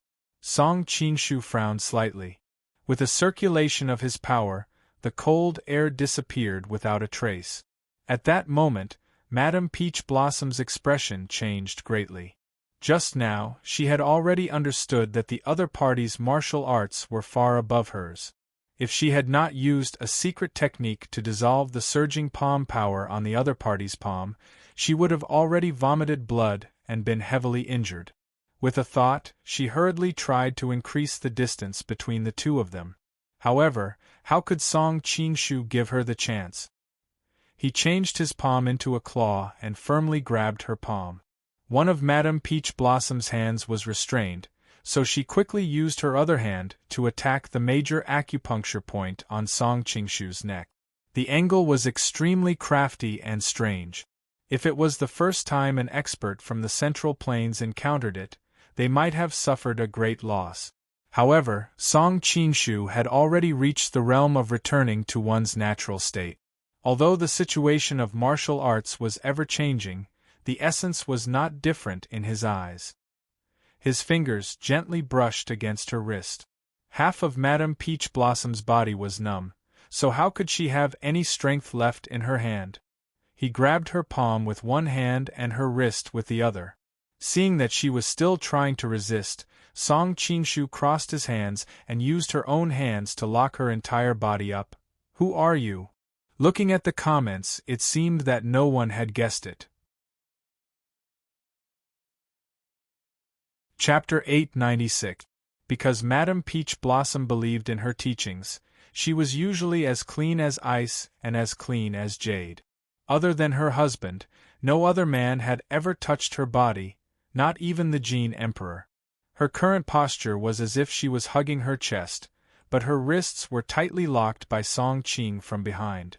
Her entire body seemed to be nestled in his embrace, surrounded by a strong masculine aura. She could not help but feel embarrassed and angry. Let go! Song Qing did not realize that their current posture was a little too intimate. His attention was now completely focused on guessing the other party's identity. "Who are you?" Seeing that he was unmoved, Madame Peach Blossom frowned. She lifted her knee and kicked towards Song Qing's lower abdomen. Song Qing tightened his legs, firmly clamping her legs. Madame Peach Blossom tried to pull her legs out a few times, but she was unable to pull her legs out. Seeing that her movements were getting more and more intense, Song Qing frowned. He extended his hand and pressed on her shoulder acupuncture point. Madame Peach Blossom immediately felt that most of her strength was gone, and she no longer had the strength to resist. "Your martial arts seem to have the shadow of the Persian Ming dynasty." Song Qing frowned and recalled the scene of his battle with revered Ming. His opponent's strange martial arts were still fresh in his memory. Although this Madame Peach Blossom's martial arts were far from revered Ming's, he could still see some familiar shadows. He suddenly thought of a person and could not help but blurt out, "You are Zishan Dragon Queen Toshkiss?" Madame Peach Blossom's delicate body trembled and looked at him in disbelief. "You have seen me before?" Before Song Qing could answer, De Xinggua's voice suddenly came from outside the room. "Your Majesty, Your Majesty?" Song Qing and Toshkiss simultaneously held their breath, afraid that De Xingua would hear something unusual. "Your servant just heard some movements in the room. Did something happen to Your Majesty?" De Xingua's voice continued to sound. Toshkiss' expression turned cold. Now that she had removed her makeup, if De Xingua saw her, wouldn't her 10 years of hard work be in vain? She hurriedly looked at Song Qing, her red lips slightly opened as she silently mouthed, "What should we do?" Song Qing shook his head, indicating that she should wait and see. Hearing that there was no reply from the room, De Xingua's voice immediately became more severe. "Your Majesty, if you don't reply, for your safety, this servant will come in." Sensing that he was about to push open the door, Song Qing's expression changed. He hastily released Toshkiss's restraints and swept his gaze across the room. Since De Xingua had already raised his suspicions, he couldn't hide anything on the roof beam anymore. When the time comes, it would definitely be his main target of inspection. With De Xingua's cultivation, Song Qing wasn't confident that he could hide from him. No matter how he thought about it, the only safe place in this room was Wanyan Rui's dragon bed. Without hesitation, Song Qing leaped onto the bed and kicked Wanyan Rui to the corner of the bed. He then rolled up the blanket and covered the two of them.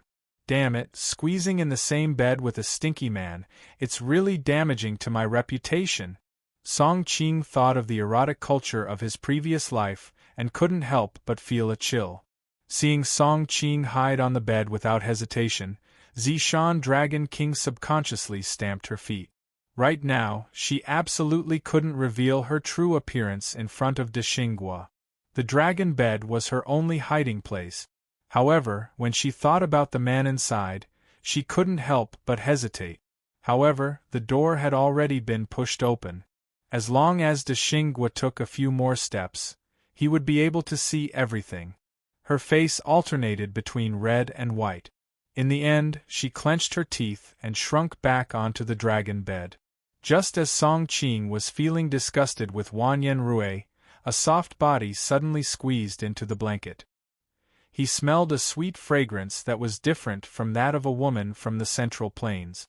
Their clothes were pressed against each other. When the skin under their feet touched, he felt a burst of warmth and softness. His heart couldn't help but ripple.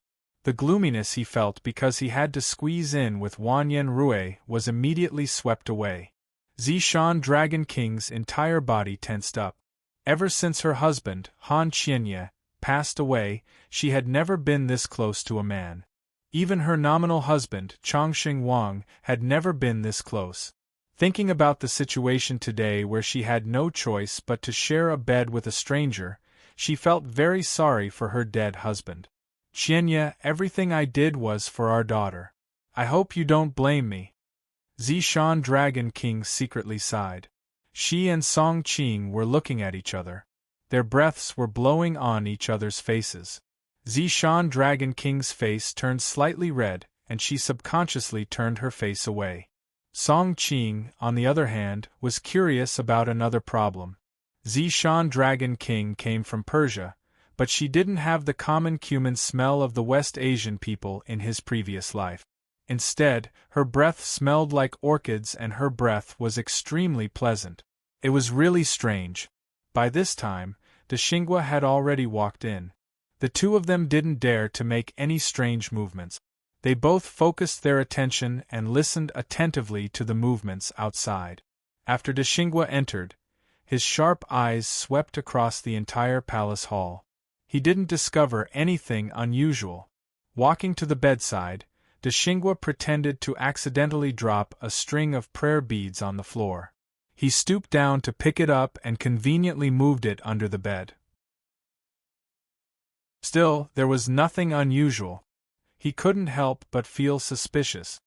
He clearly heard the sounds of fighting inside. Could it be that he had misheard? However, he quickly shook his head. His internal energy was profound, and he wasn't an ordinary old eunuch with poor eyesight. Something must have happened in the room just now. Thus, his gaze fell on the dragon bed. Your servant Deshingwa pays his respects to His Majesty. Deshingwa didn't dare to rashly open the bed curtain. Bumping into the Emperor was not a small matter. Zishan Dragon King, who was inside the bed, frowned slightly. Right now, Wanyan Rue had already been knocked out by her. How could she possibly pay attention to him? Not hearing any response, Deshingwa became suspicious. His Majesty? Tadish knew that this couldn't go on. She opened her mouth and replied, His Majesty has already fallen asleep. Is there anything I can help you with? Deshingwa recognized Madame Peach Blossom's voice. This woman usually had a pure and clean appearance. In the end, didn't she still get slept with by the Emperor? If she had chosen the Emperor, she would have long had 3 palaces and 6 courtyards. She would have been doted on by thousands of people. She wouldn't have fallen to the point where she wasn't even recognized by the officials. Your servant heard some movements in the room just now. Thus I came in to take a look. Although Deshingwa felt disdain in his heart, he spoke respectfully. There's nothing else. You can leave. Tadish intentionally yawned, as if she was still sleepy. Yes. Although Deshingwa verbally agreed, his feet seemed to have taken root and didn't budge. Tadish also noticed this. Her heart couldn't help but jump. Is there anything else? Madam, please forgive me. Your servant still needs to confirm His Majesty's intentions. Deshingwa replied in a deep voice. Didn't I say it earlier? His Majesty is asleep. Tadish intentionally used an extremely dissatisfied tone as she spoke. Your servant is shouldering a heavy responsibility. It's better to be careful. Deshingwa paused. Your servant has to open the curtain to confirm His Majesty's safety. I hope Madam can forgive me. Tadish was flustered. Deshingwa's martial arts were unfathomable. If he were to discover any abnormalities and alert the palace guards, not to mention her, even if revered Ming were to come back to life, it would be difficult for him to escape. Chapter 897. Genius in 1 second remembers love go away? Speaking Net, providing you with wonderful novels to read. Song Qinshu gazed at the neatly dressed woman in front of him and couldn't help but inwardly smack his lips. Sure enough, the more beautiful a woman is, the better she is at deceiving others. Moreover, she can deceive others without batting an eyelid. However, Deshingwa was equally experienced and wasn't moved by her words at all. Madam, please be at ease. This servant is only a eunuch. Even if this servant were to see it, it wouldn't harm Madam's reputation. Song Qinshu almost gave a thumbs up. Truly, it's never too late to learn. It turns out that one can actually use this method to take a woman. Wait a minute. Previously, he had also taken advantage of the yellow-robed woman in the same way. For a moment, his cheeks couldn't help but heat up. Hearing that Deshingwa was insistent on entering, Purple Dragon Queen Tajtish couldn't help but bite her lips. Of course, she couldn't let him see what was happening inside. If he were to see the Emperor being drugged, not to mention her own safety, the crucial point would be that her decades of painstaking efforts would all go to waste. Feeling Deshingwa's hand slowly reaching towards the bed curtain, Tajtish clenched her teeth and quickly undid her upper garment. Looking at the sparkling and translucent jade-like snow-white skin, Song Qinshu almost spat out a mouthful of blood. This woman took off her clothes without saying a word. What is she trying to do? Noticing Song Qinshu's gaze, Tajtish's face turned as red as blood. She grabbed the blanket and covered herself while fiercely glaring at Song Qinshu, hinting him not to speak carelessly. At the same time, she pushed him back into the blanket, exposing Wanyan Luo. By this time, Deshingwa had already lifted the bed curtain and happened to see Tajtish's back. Looking at the snow-white, tender and smooth skin on her fragrant shoulder, even if he was a eunuch, he couldn't help but feel moved. No wonder His Majesty yearned for her day and night. She is indeed a rare beauty of the world. From Tatish's angle, she could still see Song Qingshu hiding under the blanket as he gazed at her with a smile that wasn't a smile. She was both embarrassed and furious, yet she had no choice.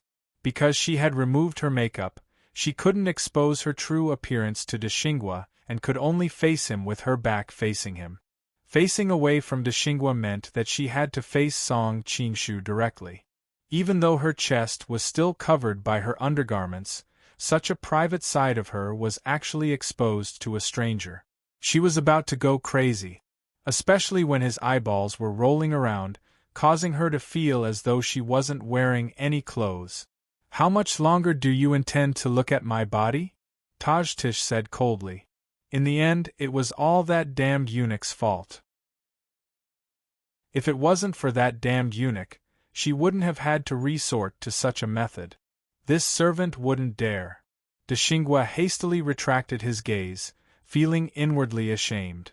A eunuch like him actually lost himself in the sight of a woman.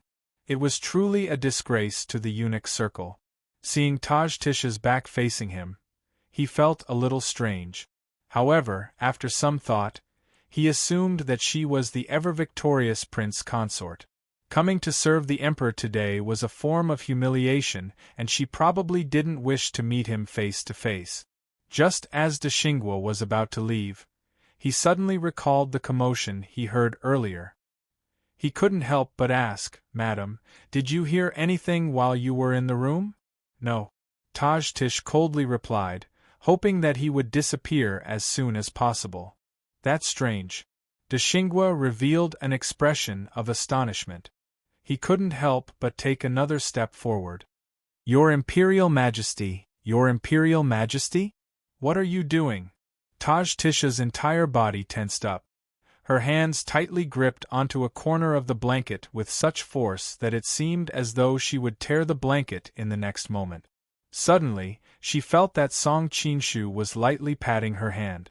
Thinking that he was taking advantage of her, she nearly fainted from anger. Her pink face turned deathly pale. "We've conversed for so long, Your Imperial Majesty should have woken up by now." Seeing that Wanyan Ruo remained silent, Deshingwa's tone immediately turned hostile. At this moment, Tajtish's mind was completely blank. She didn't know how to respond to him.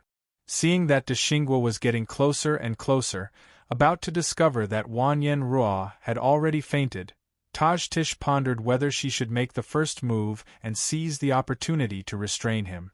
However, when she recalled the rumors of Deshingwa's unfathomable martial arts, she hesitated. Even if she were to launch a sneak attack, the chances of successfully restraining him would probably be less than 10%.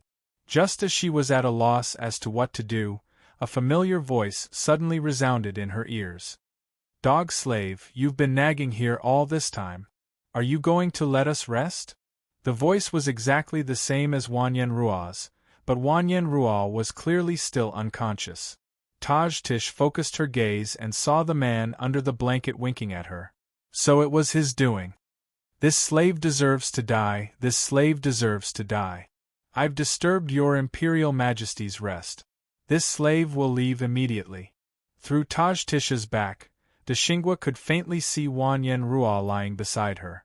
Furthermore, after hearing his voice, he no longer had any suspicions. He hastily bowed and apologized. "Leave. Without our command, you are not allowed to take a single step into this room," Wanyan Ruo impatiently said. Yes, yes, yes. Your Imperial Majesty, please enjoy yourself. This slave shall take his leave." Deshingwa smiled sheepishly as he bowed and retreated. He even considerately closed the door behind him. Witnessing the miraculous performance of the man before her, Tajtish was completely dumbfounded. She was also capable of changing her tone. Back when she was disguised as Grandma Golden Flower, no one could tell that a 70 or 80-year-old woman was actually a beautiful 34-year-old woman. However, she was only able to change her tone. It was impossible for her to completely imitate a specific person's voice. Thus, her voice was more or less different. However, this man's voice was exactly the same as Wan Yenruo's. He could even imitate the aura of an emperor who had been in a high position for a long time. Even a wily old fox like Deshingwa couldn't see through it. He was truly formidable. "How did you manage to sit here?" After Deshingwa left, Tajtish couldn't help but ask. Song Qinshu shook his head and asked with a grin, "Tell me first, who are you?" Only then did Tajtish realize that her clothes were still disheveled. She hastily covered her body with her clothes in a fluster. Seeing that Song Qinshu was still staring at her, she couldn't help but feel embarrassed and angry. "You're still looking?" Song Qinshu shrugged his shoulders. "Such a beautiful scenery, it would be a waste if I didn't look at it." Tajtish was startled. She didn't expect this man to say such words so naturally. For a moment, she didn't know how to react. After a long while, she hatefully said, "You are the most shameless person from the Central Plains that I have ever seen. You are the most beautiful person from the western regions that I have ever seen." Song Qinshu replied with a smile. Tajtish's breathing immediately hastened. She wanted to raise her hand several times but ultimately put it back down. Noticing this, Song Qinshu couldn't help but ask, "Why? You don't intend to make a move? It's not like I can defeat you. Why seek humiliation?" Tajtish finally regained her composure and replied gently. Chapter 898. Song Qinshu smiled faintly. "Madame's ability to remain calm is admirable, admirable." Having taken advantage of her earlier, Song Qinshu felt it was inappropriate to continue staying in the same bed with her. He kicked Wan Yenting to the side and lightly leaped back onto the ground. "Since you did not expose me earlier, it proves that you are not from the Jin Kingdom's imperial court. I have nothing to fear." Tajkis pulled at her slightly loose clothes and tidied them up before turning around and looking at him curiously. "Who exactly are you, young master?" Song Qinshu shrugged his shoulders. "My identity is a little sensitive, I can't seem to find a reason to tell you." Tajkis immediately choked. One must know that with her beauty that could cause the downfall of a city, regardless of whether it was in the Ming dynasty or later in the Jin kingdom, countless heroes and warriors were captivated by her peerless elegance, prostrating themselves before her. In front of her, every man could not wait to wholeheartedly fawn on her. Who would be like this person who did not even answer a single question? Zi Shan Long Wang? Song Qinshu sized her up and couldn't help but ask curiously, "I remember that you should have returned to the Persian headquarters with Zhao. Why are you in the Jin kingdom?" "You know Zhao?" Tajkis was finally somewhat moved. "We've known each other spiritually for a long time." Song Qinshu recalled that in the hearts of the men in his previous life, Shuang and Zhao were publicly recognized as the best candidates for wives. They had indeed known each other spiritually for a long time. "Then why haven't I heard Zhao mention you?" Tajkis looked at him suspiciously. Among the people Zhao knew, the only one who was so young and had such a high level of martial arts was Zhang Wuji. But if it was Zhang Wuji, she would definitely recognize him. "You will often hear her mention me in the future." Song Qinshu smiled. "How did it become you asking me questions? Let's get back to the main topic. Why did you change from Zishan Long Wang to Madame Peach Blossom?" "Why should I answer you?" Tajkis was previously choked by him. Now that the tables have turned, she similarly replied. "Because you are now my captive." Song Qinshu replied matter-of-factly, "Madam, it's better to combine them. I'm afraid you can't take the torture with your delicate skin." Tatish's face flickered slightly, but she quickly regained her composure. She pointed to her surroundings and chuckled. "Do you have any way to torture me here?" Song Qinshu replied indifferently, "Of course I have my ways. Tadish was slightly startled. The confidence in the other party's tone caused her to waver. However, no matter how she thought about it, she couldn't figure out how the other party would be able to torture her in the Emperor's bedchamber. At the very most, she could just casually shout and lure the great Qing nation over to engage in a life-and-death struggle. Thinking of this, she became even more certain. I'm not a 3-year-old girl, how can I be scared by you like this? Is that so? Song Qingshu stepped in front of her, scaring her into hurriedly taking a step back. What do you want? Tadish's expression instantly turned unnatural, thinking that if the other party were to harbor any malicious intentions, she would rather lose her years of hard work than to allow him to have his way. Madam's eyes are like 2 sparkling sapphires, truly too beautiful. I can't help but stare at them a few more times. Song Qingshu calmly stared at her. Lecture. Tadish's face turned slightly red as these words surfaced in her mind. However, perhaps due to the fact that the other party's tone wasn't vulgar or for some other reason, she realized that she wasn't as angry as she imagined. Instead, she unnaturally turned her face slightly towards another direction. How much longer are you going to stare? Seeing him standing there, the skin on Tadish's neck reddened as she spoke with some annoyance. Until Madam looks at me, of course. Song Qingshu replied. Look at you? Tadish suspiciously turned her head back to look at him, only to come into contact with a pair of deep, pitch-black eyes. After executing the soul-shifting technique on her while she was unprepared, Song Qingshu secretly heaved a sigh of relief. It seemed that foreigners and Chinese people weren't much different. Previously, he was worried that the martial arts of Chinese people would be ineffective against foreigners. Where did the real Madame Peach Blossom go? Song Qingshu's first question. I am the real Madame Peach Blossom. Tadish replied somewhat woodenly. How is that possible? Song Qingshu frowned. One must know that the Wanyanxian brothers had fought over Tao Yao over a dozen years ago.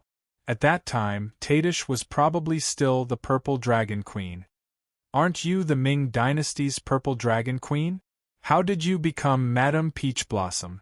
If he wasn't clear about the state of having his soul shifted, Song Qingshu would only think that she was lying to him. Because of Qianye. Tadish replied. Qianye? Song Qingshu was puzzled. He suddenly thought of a person. Your husband, Han Qianye? Yes. Tadish nodded. A trace of gentleness appeared on her charming face, as though she was recalling the past love between husband and wife. Why did you become Madame Peach Blossom because of him? Song Qingshu was getting more and more curious.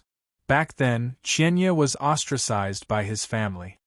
He had no choice but to accept a dangerous mission. Knowing that he had a slim chance of survival, he decided to first go to the Radiant Empire to avenge his father. In the icy azure lake, Tadish continued to narrate the story of how they met and fell in love. It was similar to what Song Qingshu had learned from the Heaven Sword and Dragon Saber. What kind of mission did Han Qianye accept? Song Qingshu asked curiously. In the original work, Han Qianye only appeared once. Most of the time, he was only mentioned occasionally. Although he was not a minor character, he was not much different. The reason why he was remembered by so many people was mainly because he married the world's most beautiful woman, the Ming Dynasty's Purple Dragon Queen, Tadish. Although his presence was not strong, judging from Tadish's tone, there seemed to be more to it. Tadish explained softly, Qianye is the descendant of Song's famous minister, Han Qi. His uncle, Han Xingzhou, wielded the power of the southern Song dynasty. Han Xingzhou was a very ambitious man. He wanted to conquer the Jin kingdom and restore his homeland. However, the Jin kingdom was strong and prosperous, and the time was not ripe for the northern expedition. Moreover, the southern Song dynasty's pro-war and pro-peace faction did not give way to each other. Therefore, Han Xingzhou decided to let Qianye come to the Jin kingdom first. But he went directly to the Radiant Empire? Song Qingshu asked. Yes. Tadish nodded. He could not let go of his father's past enmity. Therefore, he changed his path and went to the Radiant Empire. Later on, I betrayed the Ming dynasty for him. At this point, a gentle light shone on her face. She did not feel any regret. Chapter 899. Puzzled, Song Qinshu asked, "Aren't the two of you living in seclusion on Lingxi Island?" "Lingxi Island is just a cover. We didn't stay there for long. However, there are times when we roam Jianghu and need an identity. Therefore, we husband and wife assumed the names of Grandmother Golden Flower and Mr. Silverleaf from Lingxi Island." Tadish explained. "Small seclusion in the wilderness, big seclusion in the city. Hiding in the Jin Kingdom is indeed a good idea." Song Qinshu couldn't help but praise. Having obtained his approval, Tadish smiled, instantly lighting up the room. Qianye and I arrived at Daxing Prefecture. By chance, we met Wanyan Shi and his younger brother Wanyan Yuan, who hadn't become the emperor yet. Both of them seemed to adore me very much. After discussing with Qianye, we decided to disguise ourselves as brother and sister and deliberately approach the two. Their status in the Jin Kingdom is very high. Firstly, we could use them to accomplish Qianye's mission more conveniently.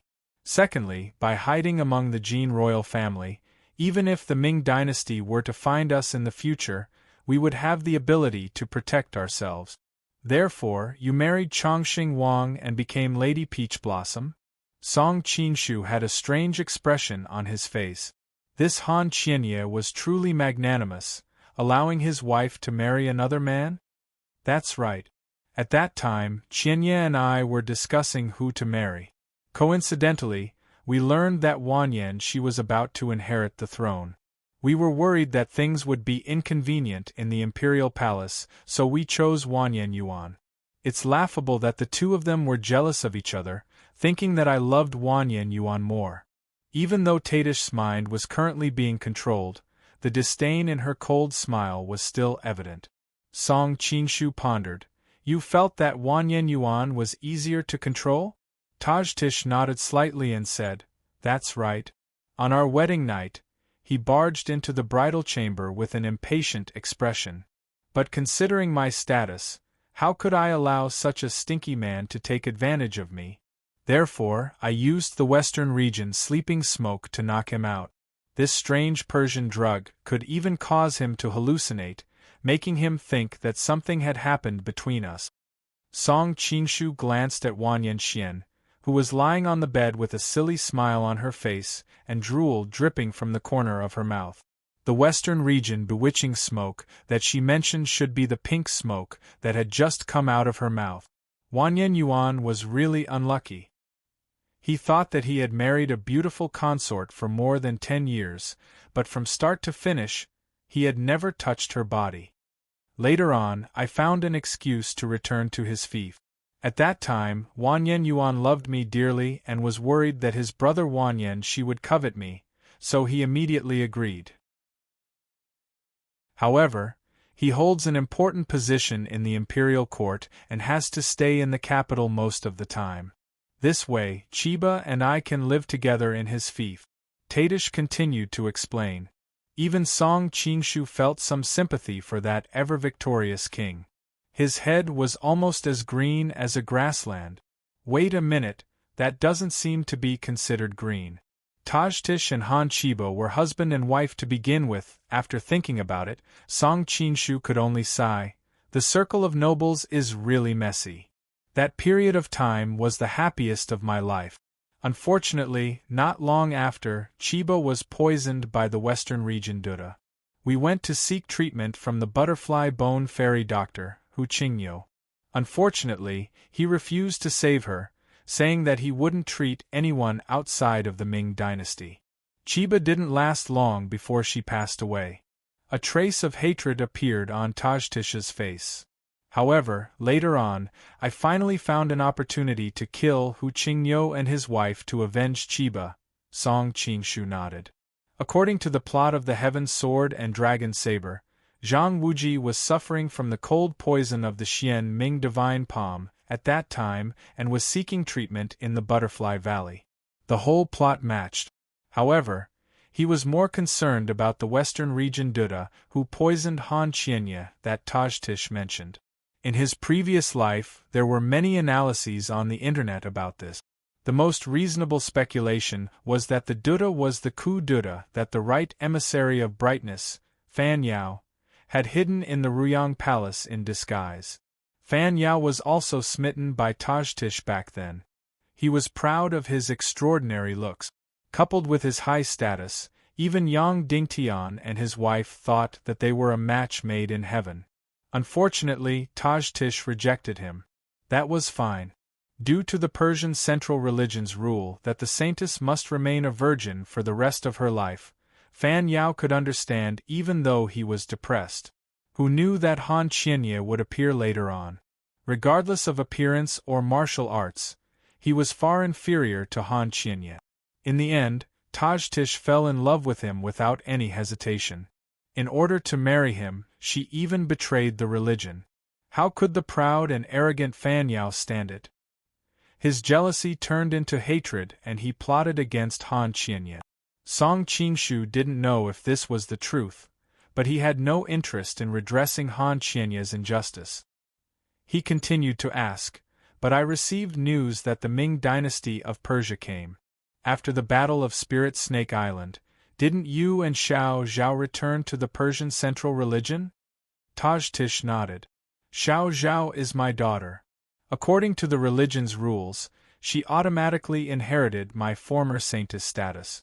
In addition, when the leader of the Persian central religion passed away, the people of the Persian central religion invited Xiao Zhao back to be the leader.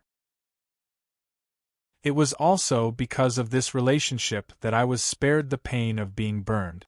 After we returned to Persia, we found that the situation of the religion was not optimistic. The Mongolian army had gradually destroyed the countries of the western regions, and even threatened the safety of the Persian central religion. We sent out countless experts in an attempt to assassinate the Mongolian leaders. Although we killed many Mongolian princes and generals, we were unable to harm their Khan, Temujin. Song Qingshu was shocked. He didn't know how much blood and tears were contained in these simple words of hers. It was no wonder that the death rate of the Mongolian leaders in this world was so high. The second generation of the Golden Clan was almost completely wiped out, leaving only Temujin and a few princes of the third generation. It seemed that the reason why the Western Xia marriage selection was delayed was because of Su Liewu's serious injury. However, one could imagine how many experts the Ming dynasty of Persia had to sacrifice in order to assassinate so many Mongolian leaders. Sure enough, Tajtish's words confirmed his conjecture. For thousands of years, the Persian central religion has maintained its position in the western regions. Even the duchies and feudal lords of Europe are scrambling to curry favor with us and act according to our will. The strength that the central religion has accumulated for thousands of years is far beyond that of the Ming dynasty of the Central Plains. There are countless experts in the religion. However, in order to assassinate the Mongolian leaders, the religion has lost almost all of its experts. Even the previous religion master died in battle. When Xiao Zhao and I returned to Persia, the situation of the religion was already extremely difficult. I suddenly remembered the arrangements that I had made in the Jin Kingdom and decided to return to the Central Plains. I wanted to use the Jin Kingdom to restrain the Mongolians and give the religion a chance to breathe. Song Qingshu suddenly frowned and asked, "Did you not receive any instructions from the revered Ming?" Since the revered Ming had borrowed the body of Zhang Wuji to be reborn, he would definitely not sit by and watch as his base was destroyed by the Mongolians. He would definitely think of a way to contact the religion. The revered Ming? Tajtish was shocked. Did the revered Ming send an oracle? It's nothing. Continue. Song Qingshu shook her head. It seemed that she didn't know about this matter. Perhaps she just happened to miss the news when she came to the Central Plains. Chapter 900. So that's how it is. Song Qingshu nodded and asked a few more questions regarding the Persian cult, to which Tadish answered. Seeing that there was nothing more to ask, Song Qingshu snapped his fingers and awakened Tadish from her transcendent state. Unlike the various countries of this world that were constantly fighting and scheming against each other, Song Qingshu, who came from the future, understood how powerful Mongolia was. Thus, in his heart, Mongolia was the ultimate boss. The current Jin Empire and Manchurian Qing could only be considered as elite. There was no need for them to harm the grand plan of resisting Mongolia for the sake of immediate benefits. Although Tadish was a member of the Ming dynasty, Song Qingshu currently needed the Ming dynasty to stall the Mongols. In a certain sense, Tadish was on the same side as him. Back at Blackwood Cliff, he could even temporarily let go of revered Ming, let alone a mere purple-robed dragon queen. What did you do to me earlier? Tadish stared blankly for a moment after regaining consciousness. She tried her best to recall what had just happened, but no matter how hard she tried, she couldn't recall anything. She could only recall the feeling of being unable to refuse the other party's request. She subconsciously took several steps back and stared at the other party with a horrified expression. Song Qingshu laughed involuntarily. Why are you clutching your chest? Did you think I would seize the opportunity to strip off your clothes? I'm not that tasteless. Besides, it's not like I didn't see it earlier. Tadish blushed. It turned out that she had secretly inspected her clothes to ensure that they were intact. What did you do to me? Don't worry, I didn't do anything unfavorable to you. Song Qingshu paused. Seeing her doubtful expression, he added. We are not enemies, at least not for the time being. You just need to remember this. Then who are you? Tadish stared at him in astonishment. Song Qingshu pushed open the window behind him. Just as he was about to leave, he heard her question and couldn't help but pause. He turned around and smiled. My surname is Wang. You can call me next door Old Wang from now on. After that, his figure flashed and disappeared into the night sky. The Qing kingdom was on guard on the other side. Although there were quite a number of guards on this side, with Song Qingshu's lightness skill, it was difficult for those ordinary guards to detect him. Old Wang from next door? Tadish muttered to herself. Why is this name so strange? Could he be from the western region? But he doesn't look like one. Song Qingshu was very familiar with the imperial palace of the Jin kingdom. He knew where the hidden sentries were and how often the guards patrolled. If someone were to observe from the side, they would only see a ghostly figure strolling leisurely in the imperial palace, giving off a strange sense of elegance.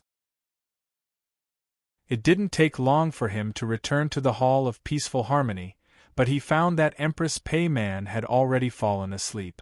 He woke her up in a bad mood. For your sake, I ventured into a dragon's lair and a tiger's den, but you're sleeping so soundly here. Empress Pei Man slowly woke up. Looking at the man standing by the bed, she giggled. You also know that as the Empress, there are palace maids and eunuchs following me at all times. Only by sleeping can it be convenient to send them away and wait for your return. Don't be angry. How did the investigation go? A dignified empress was begging in front of him. The honest Song Qingshu was quite proud of himself. As you expected, Madame Peach Blossom was taken to bathe and change clothes by the palace maids the moment she entered the palace. After that, your husband threatened her with Prince Chongsheng's life, and she complied. Song Qingshu told her what had happened in a few words. Of course, he wouldn't tell her everything. Instead, he concealed Tadish's identity, and the rest was half true and half false. In any case, in Wan Yenting's heart, she also thought that this was the whole story. Tao Yao, that slut. I knew that one day this foxy woman would seduce His Majesty. Empress Pei Man gnashed her teeth. Song Qingshu frowned. Looking at the whole matter, Madame Peach Blossom is also a victim. Your husband, the Emperor, is the instigator. Empress Pei Man leaned over and asked, Isn't Madame Peach Blossom very beautiful? Tatish's graceful figure and beautiful appearance appeared in Song Qingshu's mind. He subconsciously replied, "She is indeed very beautiful." Empress Peiman couldn't help but snort. I knew it. This foxy woman is the best at seducing men. Ever since she came to the capital, all the men around her couldn't help but fall in love with her. Even you are no exception. Song Qingshu didn't know whether to laugh or cry. A woman's jealousy was truly terrifying. If it really came down to it, although Tatish had bewitched a few men, she had no choice. Furthermore, she didn't do anything to let her husband Han Qianya down. On the contrary, Empress Peiman's actions were more like that of a foxy woman. Sensing his disapproval, Empress Peiman felt extremely vexed. She reached out and pulled Song Qingshu's hand. Don't leave tonight. Accompany me. Song Qingshu inwardly thought, just now you called her a foxy woman. This change in attitude is a little too fast. Empress Peiman gritted her teeth. My husband is currently having sex with someone else's wife. Now that he is having a great time, I also want him to have a taste of his wife having sex with another man. Song Qingshu originally didn't have much interest. However, after a few words from her, a nefarious fire was ignited in him. Since the Empress had already extended an invitation, if he were to refuse, wouldn't it be too shameful for her? The room was filled with the finest sandalwood incense. In addition to the unique fragrance of a woman in the bed, Song Qingshu's body and bones quickly softened. Empress Peiman bit his ear and said with a silly smile, "Young master, you have to work hard. I need to get pregnant as soon as possible and settle the child's status. Otherwise, a long night is fraught with dreams. Who knows if that foxy woman Tao Yao will benefit from it?" Over the next few days, a series of events occurred that shocked the court officials. Due to Wanyan Shui's previous actions, they originally thought that the emperor was going to make a move against Wanyan Yuan. Wanyan Yuan's escape on the day of the birthday banquet gave the emperor an excuse to make a move. Even Wanyan Yuan himself thought so he fled to his fief that very night. However, not only did Wanyan Shui not punish him, but he also issued a series of imperial edicts to comfort and reward the Chongqing prince. At the same time, some of the officials who were close to the Chongqing prince were also promoted, causing the court officials to scratch their heads in confusion. Some of the more well-informed people already knew that Madame Peach Blossom had entered the palace one night. They immediately understood Wanyan Shui's abnormal orders. After all, this wasn't something to be proud of, so those who knew about it didn't dare to go out. Most of the court officials were still in a state of confusion. They had originally wanted to beat the emperor when he was down, but now that the two brothers had suddenly reconciled, the court officials who had been cheering for the emperor couldn't help but worry. Clang. Chapter 901. It was clear that Wan Yanliang was one of the few people who knew what was going on. Although he was lustful, beauties were nothing more than playthings to him. He would not be blinded by lust and delay his plans. Wan Yanliang could not help but feel angry and disdainful when he saw that Wan Yansun was so mesmerized by Tao Yao that he was soft-hearted towards the Chongqing prince. "Your Highness, please don't be angry." Xiao Yu comforted him. "It is precisely because Wan Yansun is not someone who can accomplish great things that you have a chance." Wan Yanliang's anger immediately turned to joy. "That's right, this prince likes to hear that." Xiao Yu smiled and continued, "Your Highness, to get rid of the Chongqing prince, it is only a matter of time. There is no need to get angry. Infinity greater than over equal to infinity greater than over equal to infinity greater than over equal to infinity greater than over equal to infinity, plus square root for all. How can it be so simple?" Wan Yanliang frowned. Wan Yansun likes Tao Yao so much, and Tao Yao is not a woman without principles. The two of them must have reached an agreement. Wan Yansun treats the Chongqing prince well, and in return, Tao Yao obeys him. Thinking of Tao Yao, Wanyan Liang became indignant. The Wanyan Sun brothers had actually taken the lead. Humph, when the prince ascends to the throne, he will definitely hold Tao Yao in one hand and Gubai in the other. That will be the happiest thing in the world. Seeing Wanyan Liang's perverted expression, Xiao Yu did not need to guess to know what he was thinking. He could not help but cough and remind him to get back to business. Does your highness think that Wanyan Sun likes to have Tao Yao in secret, or does he prefer to bring her to the palace openly? Of course he wants to bring her to the palace and play with her as he pleases. Wanyan Liang blurted out. Noticing Xiao Yu's expression, he could not help but smile. But Tao Yao is Wanyan Sun's sister-in-law, how could he bring her to the palace openly? Under normal circumstances, it would be impossible, but what if something special happened? Xiao Yu's smile was extremely strange. Special circumstances? Wanyan Liang raised his eyebrows, unable to contain his interest. Didn't the Chongyi army's military governor, Udai, recently report a rebellion? Xiao Yu reminded him. That's right, I remember this incident. However, the scale of this rebellion wasn't large, so it was quickly suppressed. The military governor of the Chongyi army, Udai, was one of Wanyan Liang's trusted aides in the army. When he mentioned him, Wanyan Liang couldn't help but think of his beautiful wife, Madame Tang. He didn't know why, but every time he thought of her in the past, Wanyan Liang couldn't help but want to press her down. But recently, when he thought of her, he didn't have any reaction. Maybe he was tired of playing. Wanyan Liang didn't care too much about it. He didn't know that it was because Song Qingshu had transferred his soul back then that he could no longer have any interest in Mrs. Tang. Tang Quobian is such a green-haired tortoise. I've toyed with both his sister and his beautiful wife. Wanyan Liang couldn't help but laugh when he thought about it. Xiao Yu coughed and continued. The dossier on this rebellion hasn't been submitted to Wanyan Shui yet. We can use this opportunity to eliminate the Chongqing prince. How do I operate it? Wanyan Liang was shocked. Like this, like this? Xiao Yu leaned over and whispered in his ear. Wanyan Liang frowned. Do you think Wanyan Shui would be stupid enough to believe such an obvious accusation? Your Highness, please be at ease. The only reason Wanyan Shui can wantonly play with his brother's wife is because he is the emperor. If one day the throne falls into the hands of the Chongqing prince, how could he not seek revenge for such humiliation? That's why Wanyan Shui is most afraid of his brother inheriting the throne. Even if he knows that the Chongqing prince has nothing to do with the rebellion, he will still pretend to believe that the Chongqing prince is the mastermind. Xiao Yu said confidently. In addition, there's another reason.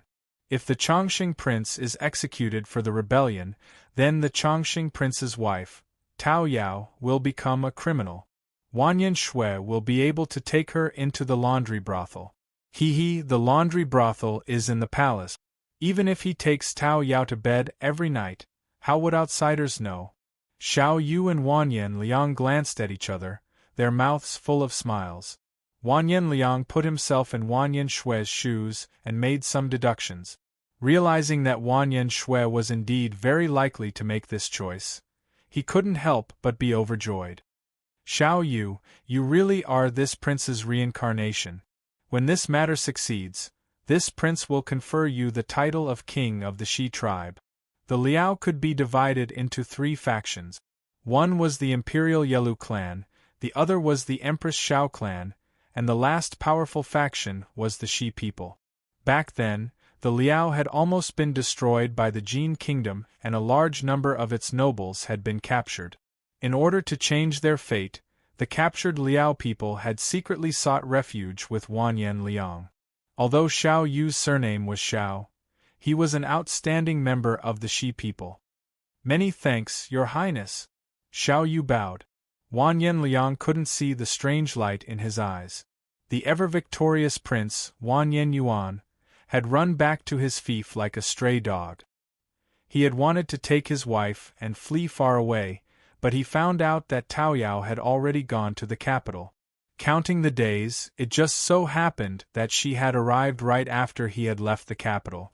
Although he was afraid, he had always loved this beautiful wife of his, so he resolutely decided to take the risk and return to the capital. While he was still on the road, he received an imperial edict from the emperor. Not only did it not mention a single word about his crimes, he was instead rewarded handsomely. However, Wanyan Yuan wasn't happy at all. Instead, he thought of a certain possibility and his heart couldn't help but sink. Riding at top speed, Wanyan Yuan finally arrived at the prince's mansion. When he saw his wife, Taoyao, he couldn't help but want to go forward and hug her. Tadish had long since become adept at dealing with these affectionate actions. Without a trace, she moved away, causing him to grab onto empty air. Taking advantage of the fact that he hadn't said anything, she ordered the surrounding servants to leave first. Wanyan Yuan's heart trembled. He knew that his wife wanted to discuss serious matters with him. After the servants left, he finally couldn't help but ask, "Did you go find that person?" Tadish deliberately sighed. "If I didn't go find him, how could you still be standing here in peace?" "Then did he do anything to you?" Wanyan Yuan's voice trembled slightly. Tadish indifferently replied, "Your Highness has experienced so many things. How can you still have the delusions of a 3-year-old child?" Wanyan Yuan was immediately enraged. "That beast really bullied you." "He bullied me. What can you do?" Tadish calmly gazed at her husband in name. Wanyan Yuan was momentarily speechless. "That's right, what can I do? The other party is the emperor, the ruler of a country. A single imperial edict can behead me. What can I do?" Tadish sighed and continued, "You must be mentally prepared. In the coming days, he will summon me to the palace every few days." Wanyan Yuan revealed an expression of disbelief. He abruptly stood up. "Wanyan Shi, that bastard. He's going too far." Chapter 902. Rebelled? Wanyan Yuan's body trembled. Although he was extremely dissatisfied with his elder brother, he had never thought of rebelling. After all, their branch had always been small in number. In addition, after King Wei's death, he was the only successor to the throne. Thus, he was filled with fantasies. Although they were not a real couple, Tajtish was well aware of her husband's temperament. She knew that unless she forced him into a dead end, it would be difficult for him to make up his mind. "It's fine if you're afraid. I'll serve His Majesty well in the future and ensure your safety," Tajtish calmly said. The reason why she wanted to take this opportunity to force Wanyan Yuan to rebel was because the situation of the Persian headquarters was getting more and more critical. She had to take control of the Jin kingdom as soon as possible. Compared to Wanyan Shi, Wanyan Yuan was obviously much easier to control. Moreover, when Wanyan Yuan became the emperor, she would be able to become the empress. At that time, she would be able to influence the Jin kingdom's strategy against the Mongols. On the other hand, if she directly relied on Wanyan Xian, their relationship would appear to be indecent. Her identity would never be revealed, and her influence on Wanyan Xian would naturally be limited.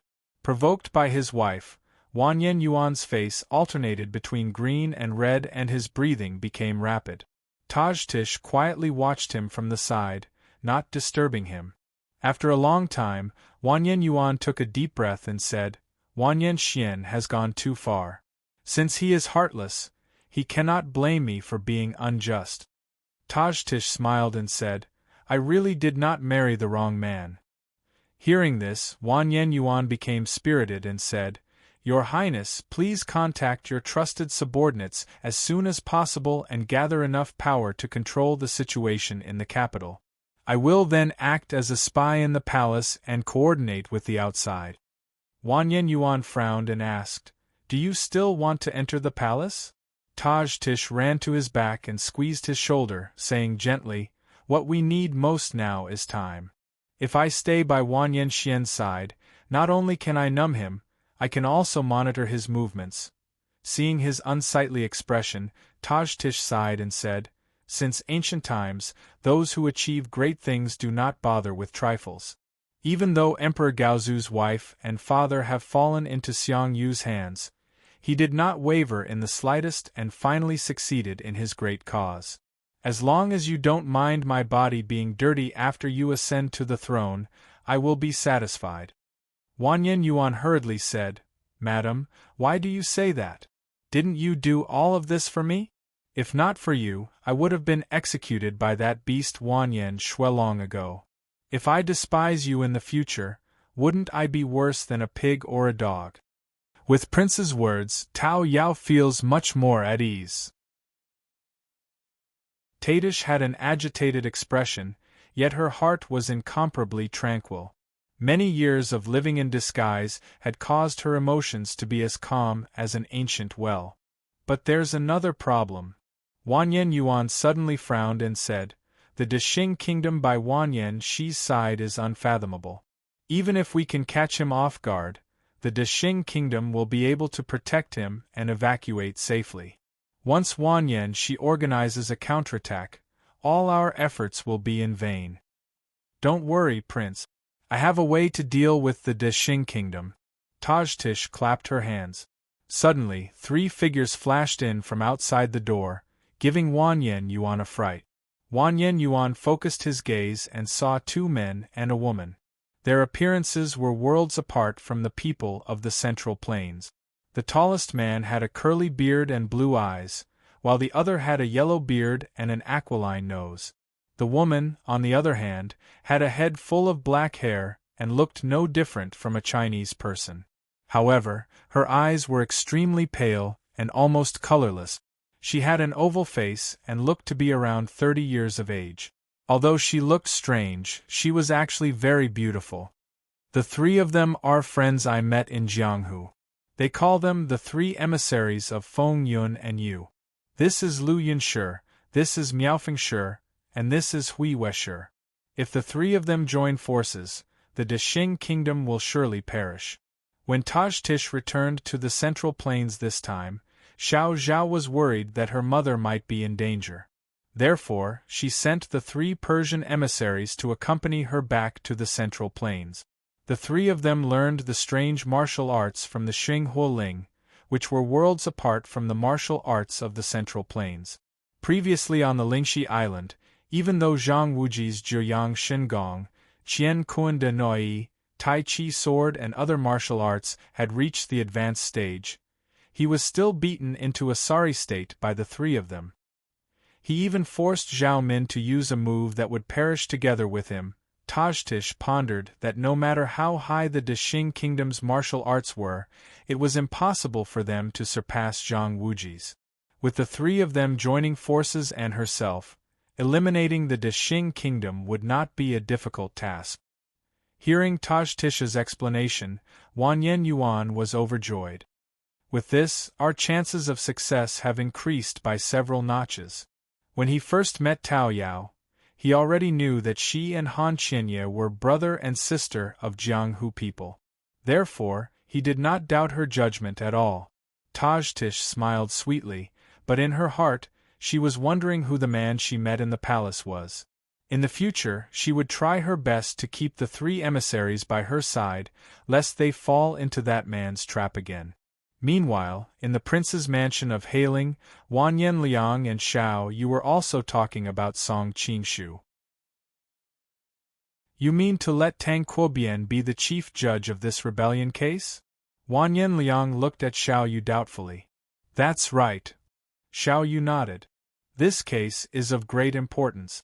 Anyone with a discerning eye can see that Prince Chongqing has been wrongly accused.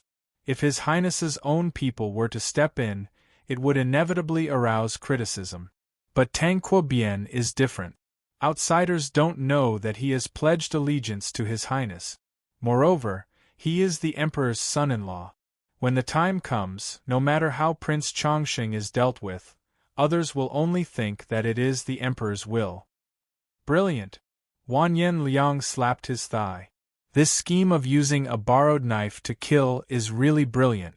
It even allows me to wash my hands clean of this matter. All right, it's decided. I'll start working immediately and let Tang Quobian be the chief judge of this rebellion case. Meanwhile, Song Qingshu didn't know that he had already been targeted by two groups of people. At this moment, he was planning to go to the secret chamber to see the special criminal. Zhao Min was sitting on the bed, holding her knees in a daze. Suddenly, she heard the movement from the exit. She jumped up like a rabbit. Looking at the man who came in with a faint smile on his face, she said angrily, "Song, you're such a jerk." Song Qingshu was shocked, but he didn't show it on his face. "Song? Has Miss Zhao become muddle-headed after being locked up for so long?" Zhao Min sneered. "Don't play dumb here." Song Qingshu patted his head and put on an expression of sudden realization. "The Song Qingshu you mentioned is the Golden Snake King Song Qingshu you mentioned when you interrogated Zhong Jie, right? Miss, you can't forget him. It seems that he must owe you a lot of money."